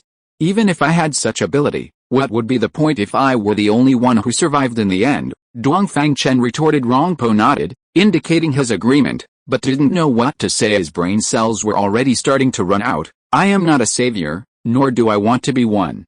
Just like those trainees outside, whether they can survive is not up to me to decide. The real decision makers are themselves. The same goes for here. I'm telling you where the future path lies, but whether you take it or not depends on you, Dongfang Chen said, patting Rongpo on the shoulder. He half understood, but in that case, this place may become the target of public criticism. Your situation will be very dangerous, Rongpo said. Although he didn't understand what Dongfang Chen wanted to do, he knew the consequences of leaking secrets. Then will you become my enemy? Dongfang Chen asked with a smile. He seemed to be joking, but it didn't feel like it.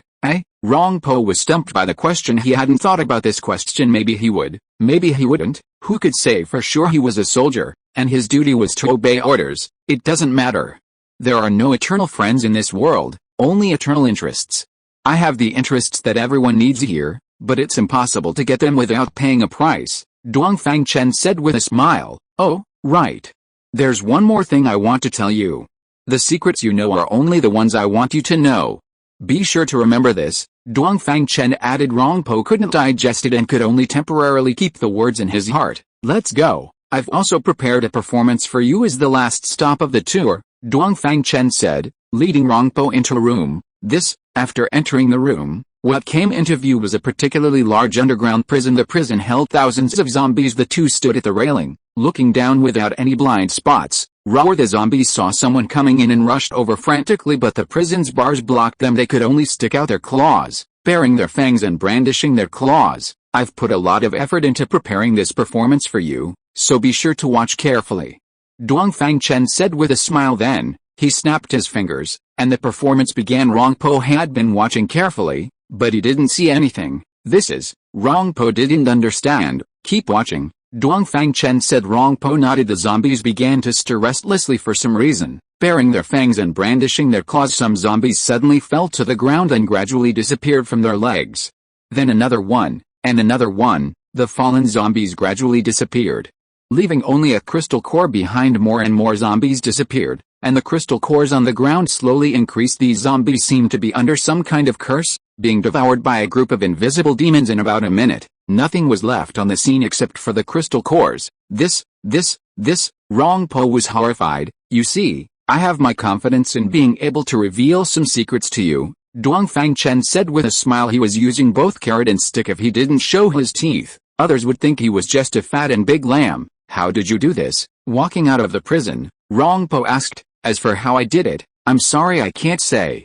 I can only say that friends are treated with good food, good drinks, and good hospitality, but enemies will only be greeted with death, Dongfang Chen said lightly. It seems you're giving us a warning? Rongpo smiled wryly. Well said. That's exactly what I mean.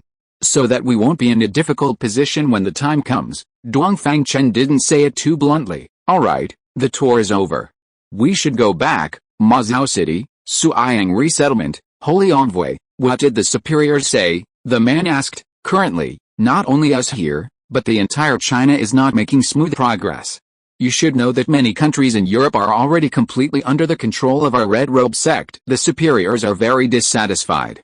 If we can't produce decent results next, I'm afraid everyone's days will be difficult, the Holy Envoy said, but the matter of the rats has not been clarified yet. If we act rashly, the risk is too great, the man suggested anxiously. We don't have much time left. I might as well reveal a little to you. If we don't take down Yusa province as soon as possible, then everyone in our branch will be collectively eliminated. Chapter 142 Zhangzhangayu's Dilemma. The heavy news dropped by the envoy stunned the man. If that's the case, then I have no choice but to take a gamble. The man made up his mind. Okay, next you will. The envoy whispered the upcoming plans. May 25, 2055 AD, morning Yusa province, Kunfeng City, Southeast Military Region Headquarters. Report, enter, reporting, Commander. People from the Xiaolin settlement have arrived. Oh? Did they say what it was about? They said they have an emergency that must be reported to the commander in person. Alright, then please have them go to the conference room. Conference room? What can I do for you all? Zhongzhenyu asked. Commander Zhong, Mayor Rong of Huaizhou City sent us here to report a very important matter, said a middle-aged man with severe hair loss anxiously. Oh, please speak, Zhongzhenyu said. Last night, a large number of zombies surrounded our Xiaolin settlement, the balding man said. Oh? What about casualties? Zhongzhenyu frowned. No casualties, the man replied. No casualties. Then you? Zhongzhenyu was completely confused. It's like this, Commander Zhong. After those zombies arrived, they didn't attack. They just stood outside the city. By 3 or 4 in the morning, they had all left, the man added, didn't attack, and then left. Zhongzhenyu looked disbelieving. That's right, we saw it with our own eyes. Zombies were everywhere, probably hundreds of thousands of them. Then what are you here for today? Zhongzhenyu asked. Mayor Rong feels that this situation is very abnormal and would like to ask Commander Zhong for assistance. How about this? You go back first. I will send people to investigate the specific situation, and we will discuss it after we have results. Zhongzhenyu prevaricated. At the current stage, this kind of thing is the most difficult to handle. Logically speaking, the council has completely delegated authority to each settlement. Then each settlement should be responsible for its own security. However, the army has the responsibility to maintain stability in the region. It would be fine if the settlements didn't actively seek help. Everyone would be busy with their own affairs and not interfere with each other. But once they actively come to ask for help, not sending troops would chill the hearts of the people, but sending troops also has its difficulties. Currently, the number of combat suits equipped by the troops is not large. Once they are sent out, the military headquarters will face great risks. Therefore, Zhongzhenyu was also in a dilemma. The painful lesson of supporting the Madang settlement last time was still vivid in his mind, and Zhongzhenyu was even less likely to send soldiers without combat suits to support the settlement. Commander Zhong, please hurry. If those zombies come again tonight, the settlement won't be able to hold out, the balding man said anxiously. Okay, don't worry, I will arrange it as soon as possible, Zhongzhenyu replied perfunctorily. Then we'll have to trouble Commander Zhong. We'll leave first. After the people left, Zhongzhenyu had a headache. He immediately arranged for a team of soldiers to go to Huaizhou City to investigate the situation. Afterwards, he took out his phone and called Yan Zhangping. Old Yan, settlements are coming to us for help. How do you handle it on your side? Zhongzhenyu asked directly. Explain the situation. Unable to send troops, Yan Zhangping replied. Doing this will chill the hearts of the people. Zhongzhenyu said. Let me tell you, I get angry whenever I mention this matter. A few months ago, Fang Fang led people to support a village and captured a group of bandits. Guess what happened in the end? Yan Zhangping asked. What happened? Zhongzhenyu asked curiously. There was actually a Red Cloak Society spy among them. Damn it, They directly exposed the location of our military headquarters, Yan Zhangping said angrily. Was that the time the zombies besieged your military headquarters? Zhong Zhenyu remembered. That's the one. They even used a feint attack and deceived us. We were almost successfully attacked. Alice. That night, more than 1,000 excellent commanders and fighters sacrificed their lives, Yan Zhangping said with a sigh and regret. But in the settlements, there are still hundreds of thousands of unarmed civilians. Zhong Zhenyu understood what Yan Zhangping meant, but he was still very troubled. Old Zhong, you're just too soft-hearted. If every settlement goes to you for help, and you send all the soldiers out, you'll be harming them. If you really fall for the enemy's trick, I'm telling you, it will be too late for regrets. Not only will you not be able to save anyone, but you will put the entire Southeast military region and the Central military region in a situation of eternal doom. You must think carefully, Yan Zhangping said sternly, because the Southeast military region is currently also responsible for the peacekeeping mission in a large part of the Central military region. Zhong Zhenyu's forces are relatively dispersed. Zhong Zhenyu broke out in a cold sweat after hearing this sentence. I almost made a big mistake, Zhong Zhenyu reacted. Then are you saying we should just let this matter go cold? Zhong Zhenyu seemed to be asking for advice. Old Zhong, if it really doesn't work, you should just quit being the commander-in-chief of the Southeast military region and give way to someone more capable. Your thinking is very dangerous and will harm everyone sooner or later. Yan Zhangping was not polite at all and did not give Zhong Zhenyu any face. What are you saying? Zhong Zhenyu complained. Think about the 20,000 soldiers who supported the Madang settlement before. Now it seems that it is mostly your responsibility. Yan Zhangping continued to say harsh words. He said this for the safety of hundreds of thousands of soldiers in the Southeast military region, and also for the sake of the many settlements and people in the Southeast military region and the Central military region. If you are listening to this novel on a channel other than Fanfic World, it means it was downloaded and re-uploaded without effort. We warmly invite you to visit our channel, Fanfic World. There you will find the original version of this story and many other novels of various genres. We look forward to seeing you dive into a world of incredible novels. Chapter 143, Headquarters Blocked. Zhong Zhenyu was rendered speechless by Yan Zhangping's retort. He was right. In the apocalypse, a soft-hearted person couldn't survive, especially a soft-hearted person in a high position. This couldn't be entirely blamed on Zhong Zhenyu. The mindset of a general in peacetime differs from that of a general in chaotic times. His sense of responsibility, ingrained in his blood, wouldn't allow him to be a cold-blooded person, unable to disregard the safety of the common people. His heart was undergoing intense scrutiny. Old Zhong, you bear the lives and future of hundreds of thousands of soldiers, as well as the heavy responsibility of the safety of half of China. At this time, you must not be muddle-headed. One wrong step, and you'll never be able to atone for it. Yan Zhangping softened his tone, earnestly advising Zhong Zhenyu didn't speak. He silently hung up the phone. He sat in his office all morning, lost in thought. Report, enter, Zhong Zhenyu said weakly. Reporting, Commander. The team sent to Huizhou City for reconnaissance has returned with news. Speak. The reconnaissance team searched several streets and discovered an extremely abnormal situation. What situation? No zombies were found in Huizhou City. None. Upon hearing this, Zhong Zhenyu frowned even deeper.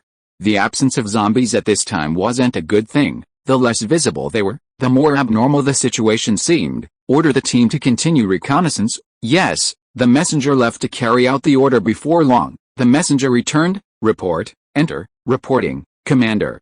The Special Forces Regiment directly under the Military Department discovered an abnormal situation while carrying out a hunting mission. Speak. This morning, after arriving in Huizhou City, the Special Forces Regiment began carrying out a zombie hunting mission. But suspiciously, after searching an entire district of Huizhou City, not a single zombie was found. What? Zhong Zhenyu couldn't sit still. This isn't right. The zombies in Huizhou City have disappeared, and the zombies in Huizhou City have also disappeared. Where did all these zombies go? Zhong Zhenyu wondered. Order the Special Forces Regiment to continue expanding the search area and be sure to find out the reason for the zombies' disappearance. Zhong Zhenyu ordered. Yes, the messenger left to carry out the order. It seems that this incident must be premeditated. The more Zhong Zhenyu thought about it, the more likely it seemed. Report. Another messenger arrived. Enter. Reporting, Commander. Zhuo Wenchen, the mayor of the Milan settlement, has made an emergency call, saying that a large number of zombies were discovered outside the Milan settlement last night. The number is probably over 1 million, the soldier reported. Report, enter, reporting, Commander. The Suiyang settlement is calling for help. One messenger after another came to report Zhangyu was overwhelmed at this rate. It was impossible for him to provide rescue, so many settlements calling for help at the same time. He didn't believe there was nothing fishy about it. He finally made up his mind to stand still and observe the situation. By evening, the headquarters phones were ringing off the hook. The content was very similar. They all said that the settlements were surrounded by zombies and requested the military region to send troops to support them. Zhangyu ordered the soldiers not to report anymore, just to register the calls. The night passed uneventfully, a lot of noise but little action. Before dawn, the zombies surrounding the settlements retreated one after another. They were afraid of sunlight, so they had to hide before sunrise. Early the next morning, the entrance of the headquarters was surrounded by people sent by various settlements to ask for help. They were all shouting to see Commander Zhangyu didn't see them but had the messenger tell everyone that he knew the situation and was conducting further investigation. He told them all to go back and wait patiently for news, but no one went back. They waited at the entrance. It wasn't until the afternoon that people gradually dispersed. The same thing happened again at night. This time, even more settlements called the next morning. Even more people came to the headquarters. They wouldn't listen to explanations and had only one request. They hoped the military region could send some soldiers to garrison their settlements. Many people had already brought tents and were camping directly at the entrance of the military region, preparing to stay for a long time, fearing that if the military region agreed to send troops, their settlement wouldn't get any. Zhangyu was in a terrible fix. Isn't this just acting like a hooligan? He raged. But outside were ordinary people, and he couldn't use force against them. Once a conflict broke out, it could lead to the public losing confidence in the military. The matter had developed to the point where he couldn't make decisions on his own, so he reported the situation to the speaker. The speaker's reply was only 8 words: prioritize appeasement, adapt accordingly. What did that mean? It was as good as saying nothing. In the following days, more and more people gathered at the entrance of the military region. Almost every settlement in the southeast military region and the central military region had sent people to camp out. The situation had developed in an uncontrollable direction. May 30, 2055 AD, noon, Binjiang City, underground base, Mr. Dongfang. Today is the last day of the second phase of training. I think the team member list can basically be finalized, Rongpo said. Chapter 144 Farewell Banquet. The second stage is the team assignment stage. The instructors will divide the trainees into groups according to their individual scores, from highest to lowest. During this period of practical training, everyone's score rankings have basically stabilized, and it is already difficult for changes in ranking to occur. Yes, that's right. After today's training, your mission will be considered complete. In the afternoon, we will hold a celebration banquet, which can also be considered a farewell banquet. Thank you to all the instructors for your wholehearted dedication during this time, Dongfang Chen said. Mr. Dongfang, you are too kind, Rongpo replied. According to the training plan, the Zhanfeng assault team, as instructors, are only responsible for the first 2 stages of training. After the training is over, their mission is considered complete, and they can return to the military region. These are things we should do. On behalf of all the trainees, I would like to express my gratitude to everyone. After speaking, Dongfang Chen shook hands with each instructor to express his thanks. The weather is good today. Let's set the location of the celebration banquet in the square. There will be plenty of wine and meat. Everyone eat your fill, Dongfang Chen said with a smile. The instructors did not decline on the square. In the evening, everyone, attention, stand at attention, salute. As the commands were shouted, all the trainees collectively saluted the 10 instructors. Comrades, as of today, our second stage of training is over. Next, we will assign everyone to teams according to their scores. After this team assignment, your teammates will be completely determined. In the next 2 months, you will conduct the next stage of training in the form of small groups. Now, I will announce the list. Trainees whose names are called, please go to the location of your corresponding group to assemble. Group 1. Dongfang Chen announced the list of team members on the high platform in the center of the square, but until the list was read, there were still 84 trainees whose names had not been called. Among these 84 trainees, the score rankings varied, some high and some low. Everyone looked at each other, wondering what was going on. There were some with particularly good scores, who didn't seem like they were about to be eliminated.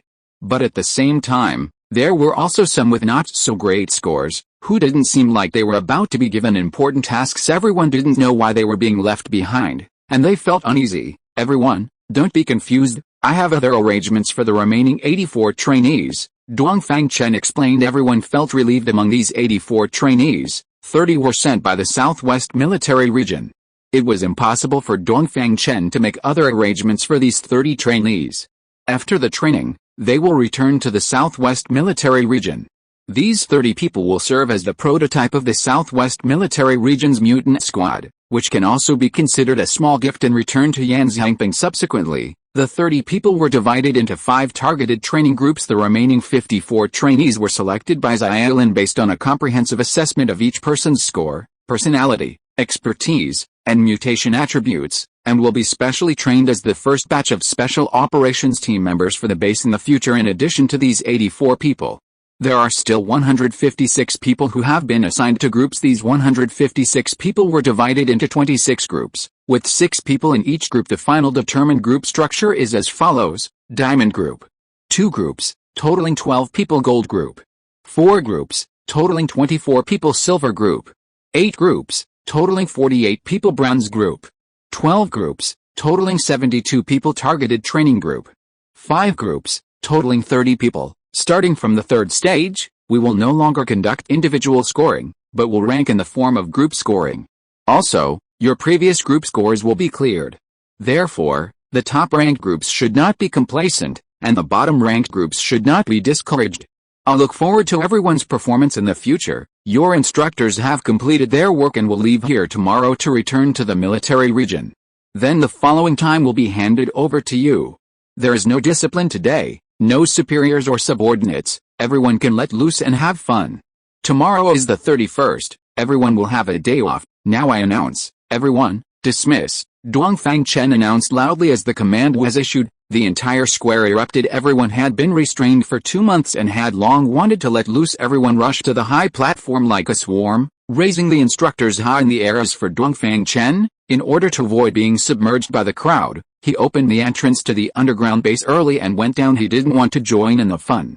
With him around, everyone wouldn't be able to have fun back in the underground base. He looked at the scene on the screen of everyone drinking freely and couldn't help but laugh at himself. He felt like he was a lonely watchman, silently observing everything in the world. Commander, all the modules in the space station have been upgraded to level 3, Xiaolin reported. Oh? Is that so? Time flies so fast. How is the supercomputing center coming along? Dongfang Chen asked with a sigh. The supercomputing center is expected to be completed within 2 days, Xiaolin replied. Then let's build all the remaining 4 expansion ports in the central hall of the space station into production modules first, and upgrade them to level 3 directly after the construction is completed. Dongfang Chen said this was the plan he had in mind for a long time. Currently, there are still 4 idle expansion ports in the central hall. Using them all to expand the production modules can speed up the construction of the space station. Chapter 145, Self-Government of Resettlement Centers.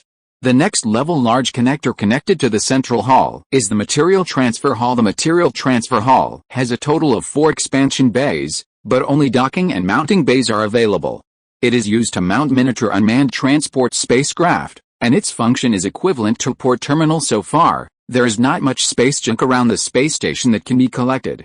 Moreover, the worker bee robots cannot collect materials from a long distance. This requires miniature unmanned transport spacecraft to carry the worker bee robots to farther places at the same time. Multiple production bays processing materials simultaneously can speed up the construction of the material transfer hall. Also, increasing the number of production bays can also increase the upper limit of the number of worker bee robots. Currently, after some modules have been upgraded to level 3, the number of worker bee robots is 1,200.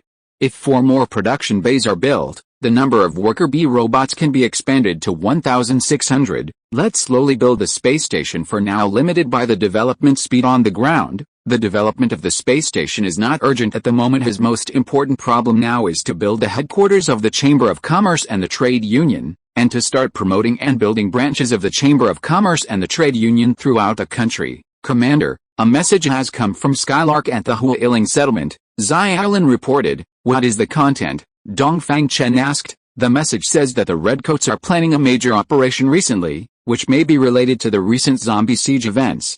Xiaolin said, has there been any abnormal situation reported by the miniature bee ants deployed in the settlement? Dongfang Chen frowned and asked. Not yet, Xiaolin replied. Can you find out which settlements have been besieged by zombies in the past few days? Dongfang Chen continued to ask, unable to query at the moment. It seems that the Chamber of Commerce's plan must be accelerated. The feeling of information blockage is really uncomfortable. Dongfang Chen sighed. June 1, 2055 AD. On this day, a major event that shocked the entire Hua country happened. 83 settlements in the southeast military region and the central military region simultaneously announced autonomy. As soon as this news came out, everyone was shocked. Yusa Province, Kunfeng City, southeast military region headquarters. What? Say it again. Outrageous. Simply outrageous. Go. Let the guard company drive all those people at the door away from me. Simply rampant. Lawless. Zhongzhenyu was furious after learning about the autonomy of the settlements. Immediately afterwards, the headquarters phone rang. Zhongxian, what the hell are you doing? The entire southeast military region and the central military region have been turned upside down by you. Suo Tunhua of the northeast military region roared on the phone. What does the matter of my southeast military region have to do with you? Why are you being a busybody? Zhongzhenyu also got angry and immediately retorted, if you want to die, find a deserted place to die quietly. Why do you want to implicate others? I'm telling you, because of the trouble you caused, the settlements on my side are in an uproar. I don't care what the situation is, quickly settle the matter for me. If our northeast military region is implicated by you, you can wait to be shot. After speaking, Suo Tunhua hung up the phone directly in less than a minute. Shentu's Hangheo of the northwest military region called again. This northwest butcher is a ruthless person who doesn't talk much, and always takes action first. Zhongzhenyu answered the phone and was about to speak, but the other end of the phone spoke first. Counselor Zhuang, the trouble you've caused has a great impact. Please calm it down as soon as possible. After speaking, the phone was hung up. Zhongzhenyu felt particularly wronged, even more wronged than Daoi. This is simply a case of sitting at home and having misfortune fall from the sky. What is all this?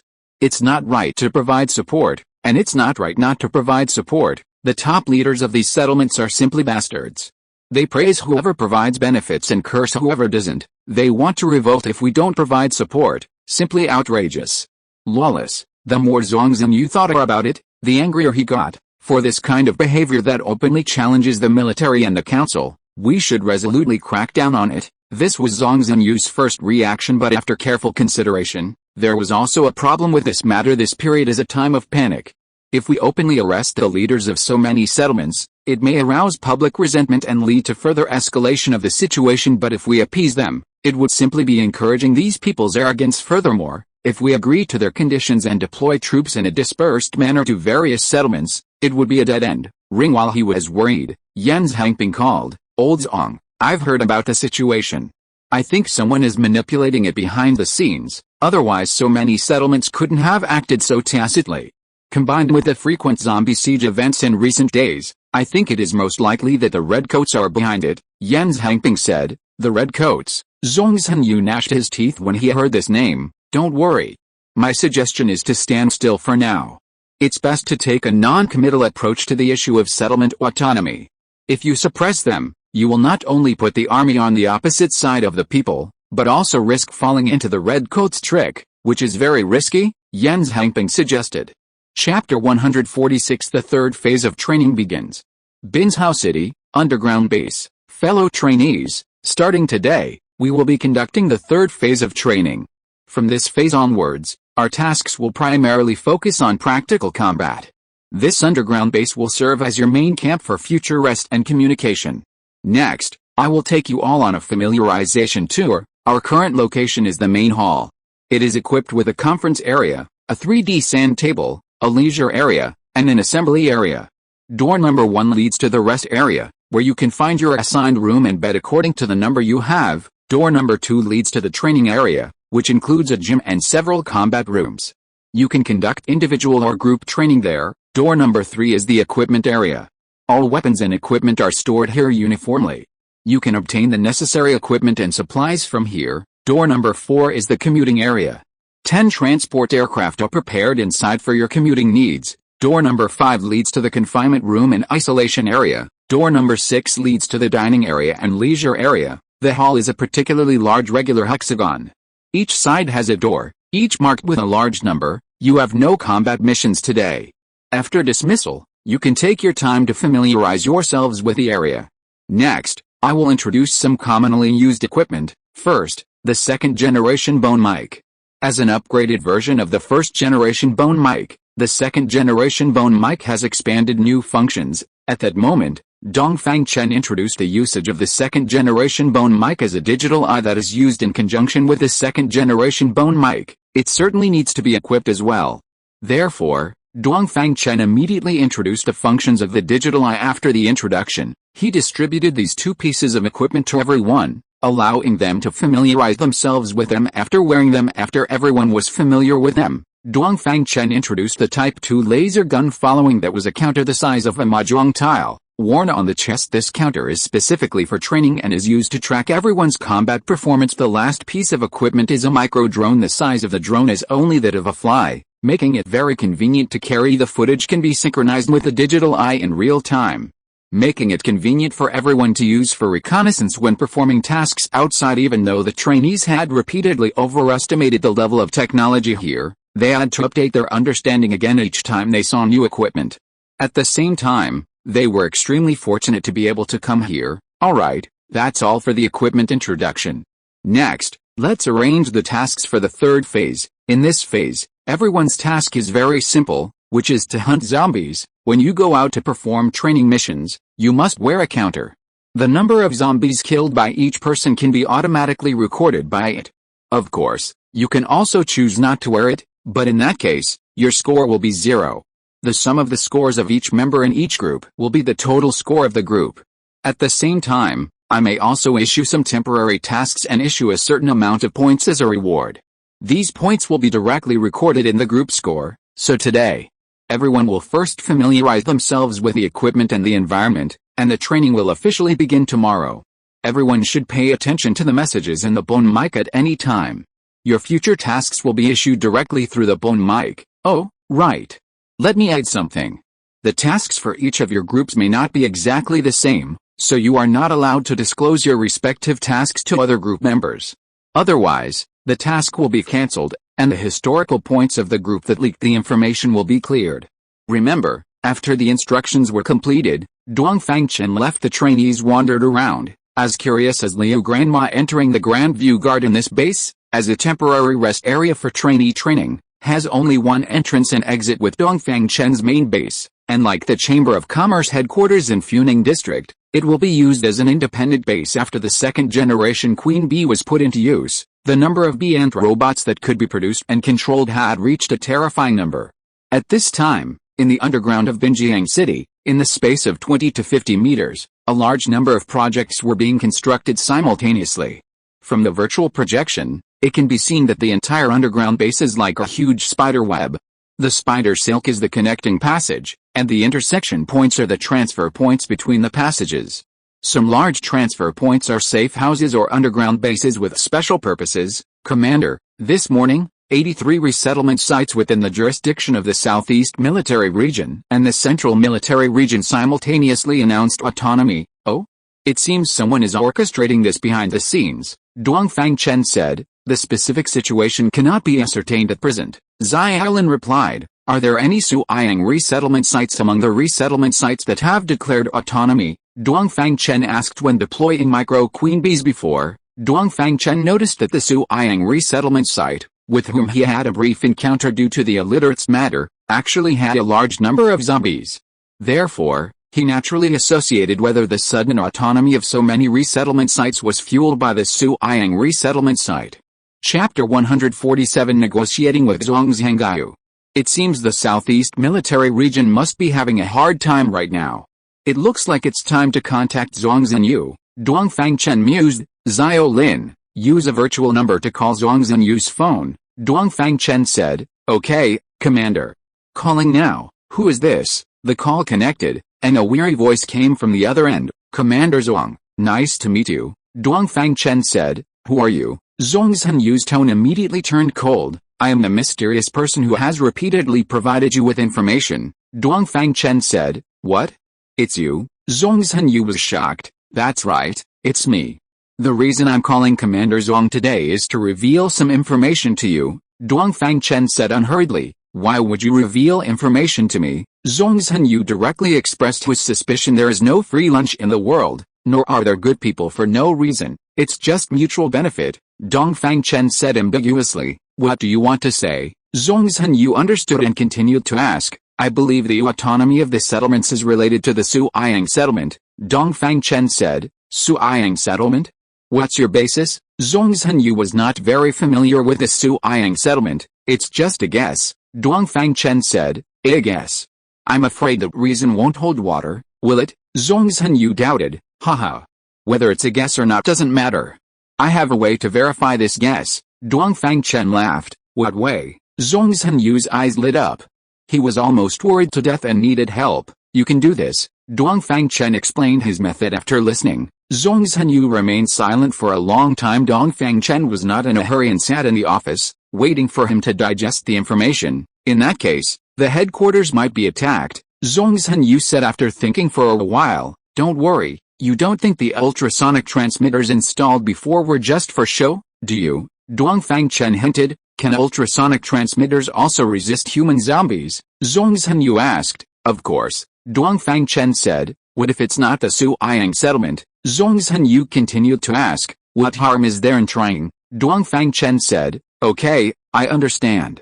Thank you. Zhongzhen Yu rarely said thank you after hanging up the phone. Zhongzhen Yu recorded the caller ID and sent a messenger to the information department to investigate. Then, he began to make deployments. Messenger. Contact the Suiyang settlement in Mazhao City and tell them that the headquarters will be dispatching the directly subordinate Special Forces Regiment to the settlement tonight for garrison duty. Ask them to make arrangements in advance and cooperate. Yes, Mazhao City, Suiyang settlement, Holy Envoy, the Southeast Military Region headquarters just called and said they will be sending troops over for garrison duty tonight, asking us to cooperate. What should we do next? The man asked. Ask the other settlements if they have received such a notice, the Holy Envoy instructed. We have already asked some settlements, and none of them have received such a message, the man replied. The Holy Envoy frowned and began to think. Holy Envoy, have they discovered something? The man asked. Impossible, it might just be a coincidence, the Holy Envoy denied. But isn't this too much of a coincidence? The man was a little uncertain. If the military randomly selected a settlement, why would they happen to choose their settlement? Isn't that a good thing then? Leak the news to the other settlements, let everyone know, the Holy Envoy said. But what if this is their test? Wouldn't we be giving ourselves away? The man hesitated. What if it's a test? Since we've already announced autonomy, do you still expect to go back to the way things were before? The Holy Envoy retorted. That's not it. I'm just worried they'll think we're the ones manipulating everything behind the scenes, the man explained. Without solid evidence, would they dare to take action? If they really do, then I'll have to thank them. Would that be a great benefit if everyone in the settlement is on edge from now on? The Holy Envoy said. All right, the man could only agree. So, not long after the news was released, many settlements called. A large portion of them were settlements that had not announced autonomy. They were all questioning the headquarters, asking why the settlements that had announced autonomy had troops sent to garrison them, while the settlements that had not announced autonomy did not receive support. HMPH. It seems this Suiyang settlement has a big problem. Zhongzhen Yu slammed the table in anger after hearing the report. It's simply blatant and extremely arrogant. After receiving the notice, the Suiyang settlement turned around and spread the news. It was clear that they were unscrupulous and determined to go against the authorities. Zhongzhen Yu had to admire this mysterious person. He didn't know how he guessed it. Messenger, go, call the Suiyang settlement. Question them why they leaked the news. Zhongzhen Yu continued to follow the plan. Yes, 5 minutes later, report, Commander, the person in charge of the Suiyang settlement said that they thought all the settlements had received the notice and did not intentionally leak it, the messenger reported. Chapter 148, Garrison outside the city. Reply to them that, given the adverse impact of their premature leak of information, we will change the location of our garrison tonight. At the same time, notify other settlements, clarifying that the reason for our garrison this time is to investigate the cause of this zombie siege.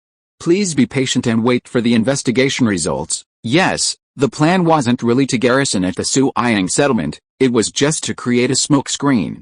Even if the Suiyang settlement hadn't leaked the news, he would have found another reason to change the garrison location. Holy Envoy, The Southeast Military Region called, reprimanded us, and said they would change the garrison location. Change location? Where to? The Holy Envoy asked. They didn't say. Could it be that choosing our place for garrison before was just a random choice? The Holy Envoy wondered, but felt things weren't that simple. Investigate. Find out as soon as possible, the Holy Envoy instructed. Okay, in Moscow City, at the Milan settlement, Kaming, what exactly does Commander Zong mean? Zhuo Wenxian asked. I'm not sure.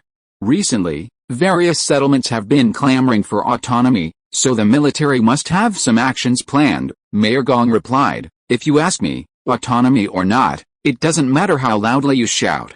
In fact, judging from the current situation, the council's main policy is still to suggest settlement autonomy. However, shouting it out loud makes a difference, Zhuo Wenxian said. That's right. If this layer of window paper isn't broken, then on the surface, everyone is still a whole. Once it's shouted out, it's fragmentation, Mayor Gong agreed. So what do we do next? Zhuo Wenxian asked. Since Commander Zong wants us to cooperate, let's cooperate well, Mayor Gong said. Alright, Zhuo Wenxian didn't say more. In Moscow City, at the Suyang settlement, Holy Envoy, we found out. Zong's Hangayu changed the garrison location to Milan, I already knew about this. Then next, I've already arranged it. You don't need to ask more, the Holy Envoy said sternly. Yes, the man replied nervously. The Holy Envoy was reminding him to do his job and not pry into things. In the afternoon, one transport helicopter after another arrived at the Milan settlement. The plane landed on the helipad on the roof of the Huatuang Chamber of Commerce building. Mayor Gong had been waiting on the top floor. Hello, Mayor Gong. Our Commander Zong asked me to send his regards to you. The commander said, thank you for Mayor Gong's cooperation. He has something to do and won't be coming for the time being. A soldier walked up to Mayor Gong and reported, is that so? Okay, then. If you need anything, go to the command post and find me, Mayor Gong said. Hearing that Zong's Hangayu wasn't coming, he didn't need to wait any longer. That's right, Mayor Gong. We plan to garrison outside the city, so Mayor Gong only needs to ensure that the city gates can be accessed normally, the soldier said. Garrison outside the city? That's very dangerous, Mayor Gong exclaimed in surprise. Don't worry, we have a plan, the soldier said with a smile. All right then, I'll personally explain it, don't worry, Mayor Gong replied. Okay. Thank you, Mayor Gong. The soldier saluted, then led the team downstairs and went straight out of the city. Holy Envoy, news just came that the troops sent by the Southeast Military Region actually chose to garrison outside the city. How many people came? The Holy Envoy asked. The exact number is unclear.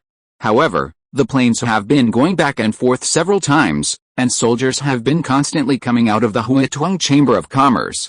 As of just now, a conservative estimate is that no less than 10,000 have arrived, the man replied. Are they wearing those hooded suits? The Holy Envoy asked. Yes, they're all wearing hoods. The man nodded in agreement. Nearly 10,000 soldiers equipped with special clothing, a grand gesture, the Holy Envoy said. The sunset and night arrived not far outside the Milan settlement. Many tents had already been set up. Mayor Gong, with the patrolling soldiers, stood on the city wall, constantly looking outwards. The camp was quiet, and no one was seen moving around 8 p.m.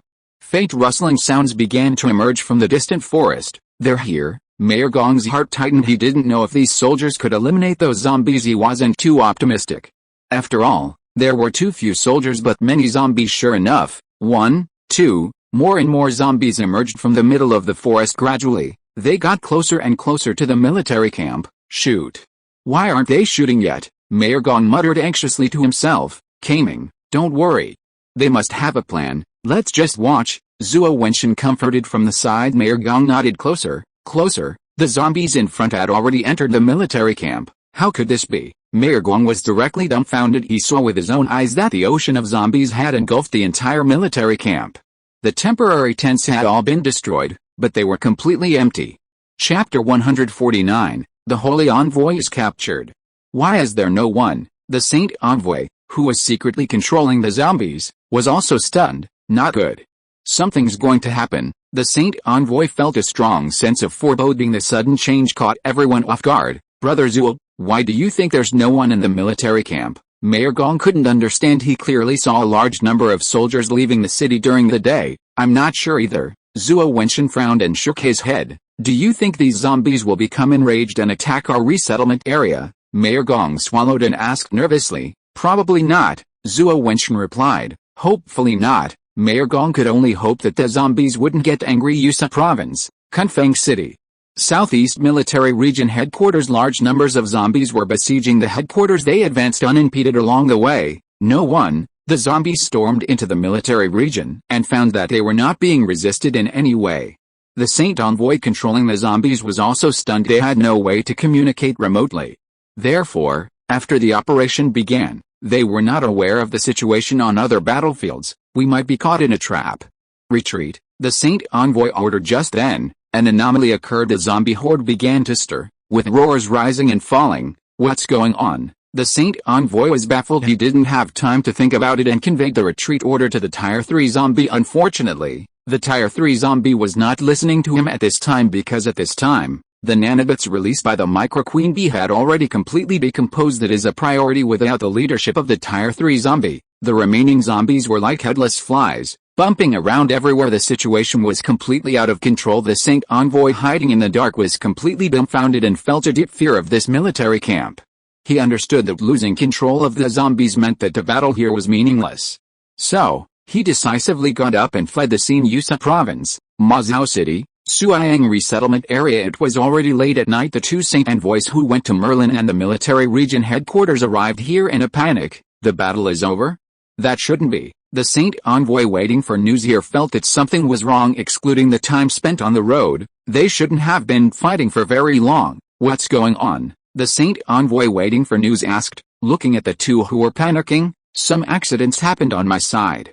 There's no one in the military camp outside Merlin City, said the Saint Envoy who went to Merlin. What? No one there? The Saint Envoy who went to the military region was even more confused upon hearing this. What's the situation on your side? The waiting Saint Envoy asked. I didn't see a single person in the military region either. But I don't know what's going on. The zombies were attacked inexplicably, and the Tier 3 zombie I controlled was instantly killed. Instantly killed. The two Saint Envoys were startled. Yes. It was less than a minute from when we attacked the military camp to when I couldn't sense the Tier 3 zombie's existence anymore. Did you see clearly what weapon it was? The waiting Saint Envoy asked. I didn't see it at all. The zombie just disappeared inexplicably. The Saint Envoy replied. Too many incredible things had happened tonight. And the three Saint Envoys were already confused. That's not right. There must be a problem here. The Saint Envoy waiting for news muttered while thinking, what exactly went wrong? Where did those soldiers go? Not good. Soldiers. The other two Saint Envoys were also shocked. Surround this place for me. Don't let a single fly out. Just then, someone shouted outside, and at the same time, there was a dense sound of footsteps. We're surrounded. The Saint Envoy who went to Merlin said with wide eyes. How did they know we were here? The Saint Envoy waiting for news looked confused, but they no longer had time to think. The door was smashed open, and many fully armed soldiers rushed in, surrounding the three. Bang, bang, bang. The three wanted to struggle a bit. But before they could unleash their ultimate moves, the soldiers had already opened fire. Together they weren't killed. They were useful alive, only their legs were broken. Early the next morning, Southeast Military Region Headquarters. When Zhuang Zhanggai arrived at the military region, he saw nothing except for the fishy and thick liquid left by the zombies and some traces of destruction on the fences, walls, and ground. Not even a single zombie corpse. If it weren't for these remaining pieces of evidence, he might have thought that the zombies had never come at all at this point. He finally believed what the mysterious man had said was true. The Redcoat sect's target was himself. They created such great chaos to divert his attention and forces. Where are the people being held? Zhuang Zhanggai asked, reporting. Commander, in the detention room. A soldier replied. Well, take me to see them. Yes, detention room. You are the Saint Envoys of the Redcoat sect. Zhuang Zhanggai was seeing the people of the Redcoat sect for the first time. HMPH. One of the Saint Envoys snorted disdainfully. Still got some backbone. Zhuang Zhanggai, you didn't care at all. Notify all resettlement areas and say that the main culprits of the zombie siege have been caught. Invite them to send people to visit. Zhuang Zhanggai instructed the messenger next to him. Chapter 150. Dongfang Chen arrives at the Southeast Military Region. Notify all the settlements that the mastermind behind the zombie siege has been caught. Invite them to send representatives to observe. Zhong Zhenyu instructed the messenger beside him. Yes, sir. Oh, right, Schedule a timetable. Receive a portion of people each day. Don't let them all crowd together at once. Zhongzhen Yu added, yes, sir. Sever their tendons and assign medical personnel to be on duty 24 hours a day. Don't let them die so quickly. Zhongzhen Yu instructed the guarding soldiers. Yes, sir. Draft a report, clearly outlining the ins and outs of this matter. I will submit it to the council later. Yes, sir, replied the secretary behind him. All right, let's go. Zhongzhen Yu, not wanting to interrogate them himself, turned and left. This conspiracy of the zombie siege ended with the capture of the 3 holy envoys. But how could the entire central military region and southeast military region be stirred up by just these 3 holy envoys? They were merely the vanguard that was exposed too early. Subsequently, Zhai Yuz, the head of the Suiyang settlement and the mayor of Mazhao City, and Peng Gaoxun, the head of the Suiyang settlement command, were dismissed for mismanagement. At Zhongzhen Yu's suggestion, Zhuo Wenshan was appointed as the new head of the Suiyang settlement, concurrently serving as the mayor of Mazhao City. This was also the first mayor to be dismissed after the virus outbreak. The siege event could be considered over, but the repercussions it generated had not yet passed the council's tacit approval of settlement autonomy had become a well-understood attitude by every settlement leader. For them, this meant absolute power. At this critical juncture, no one would risk offending the council. Being dismissed would truly outweigh the benefits. The dismissal of the Suiyang settlement head served as an explanation to everyone and also sounded a warning to those who were secretly engaging in petty actions. The matter of autonomy was not yet ready to be discussed openly. Secretly being a local tyrant was undoubtedly the best choice. Therefore, in the following period, the various settlements outwardly settled down. 3 days later, on June 5, 2055 AD, Dongfang Chen arrived at the southeast military region by plane. This was his first time coming here. Zhongzhen Yu had long wanted to meet this mysterious person and personally went to the military airport to greet him. Before long, a ladder-shaped aircraft without propellers landed vertically at the airport. The hatch opened, and Dongfang Chen walked out. Welcome, welcome. May I ask how to address you? Zhongzhen Yu enthusiastically stepped forward to greet him after he got off the plane. Dongfang Chen? Dongfang Chen replied while shaking hands. I didn't expect Mr. Dongfang to be so young. Zhongzhen Yu complimented. Commander Zhong is too kind. Dongfang Chen replied with a smile. The two of them rode in the same car back to the command headquarters. Report, enter, Commander. The interrogation room is ready and we can begin the interrogation at any time, the messenger reported. Good, we'll head over there now. Dongfang Chen's main purpose in coming this time was to interrogate these 3 holy envoys. So, Zhongzhen Yu led Dongfang Chen to the interrogation room. The soldiers, according to Dongfang Chen's instructions, confined the 3 holy envoys in different rooms. Interrogation room 1, you are very lucky to be in interrogation room 1, giving you the first pick. I've brought 2 kinds of potions for you. Saying that, Dongfang Chen took out 2 syringes from his pocket. This blue one, I've named Joyful Celestial Music. As the name suggests, after injection, you will feel ecstatic, as if you're in paradise. But, happiness always comes at a price. That is, after you've enjoyed it, you will feel the pain of 10,000 insects gnawing at your heart. That kind of pain, tisk tisk tisk, most people can't bear it. However, you have a strong will, so you might be able to endure it. This green one is a recovery potion. It can treat the after effects left behind by the pills you took. There is only one of each potion.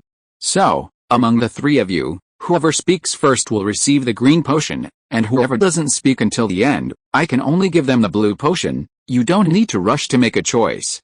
As I said just now, you have the first pick. It just depends on whether you can seize this opportunity. After speaking, Dongfang Chen left the interrogation room. Having had the experience of interrogating a holy envoy last time, he understood that being nice and reasonable was useless. These people are just cheap. Therefore, he didn't plan to waste words and directly used strong medicine. Interrogation room 2, Alice. Your luck is worse, actually being assigned to interrogation room 2. Unfortunately, interrogation room 1 has the first pick, and you don't. I have brought 2 potions for you. This blue one, I've named Joyful Celestial Music. At that moment, he explained the effects of the 2 potions again. It's a pity that number 1 has the first pick, so the probability of you getting the recovery potion isn't high. Of course, I see that number 1 is very stubborn, so you still have hope. And there's also number 3 at the bottom. As long as you can seize the opportunity, I believe the blue potion definitely won't be used on you, don't you think? After speaking, Dongfang Chen walked out of the interrogation room. End of this chapter. Thank you so much for reading until the end. Don't forget to give it a like. Looking for more exclusive content and immediate access? Subscribe to our Patreon. Remember, every like, subscription or donation encourages us to continue. Thank you all. See you in the next video.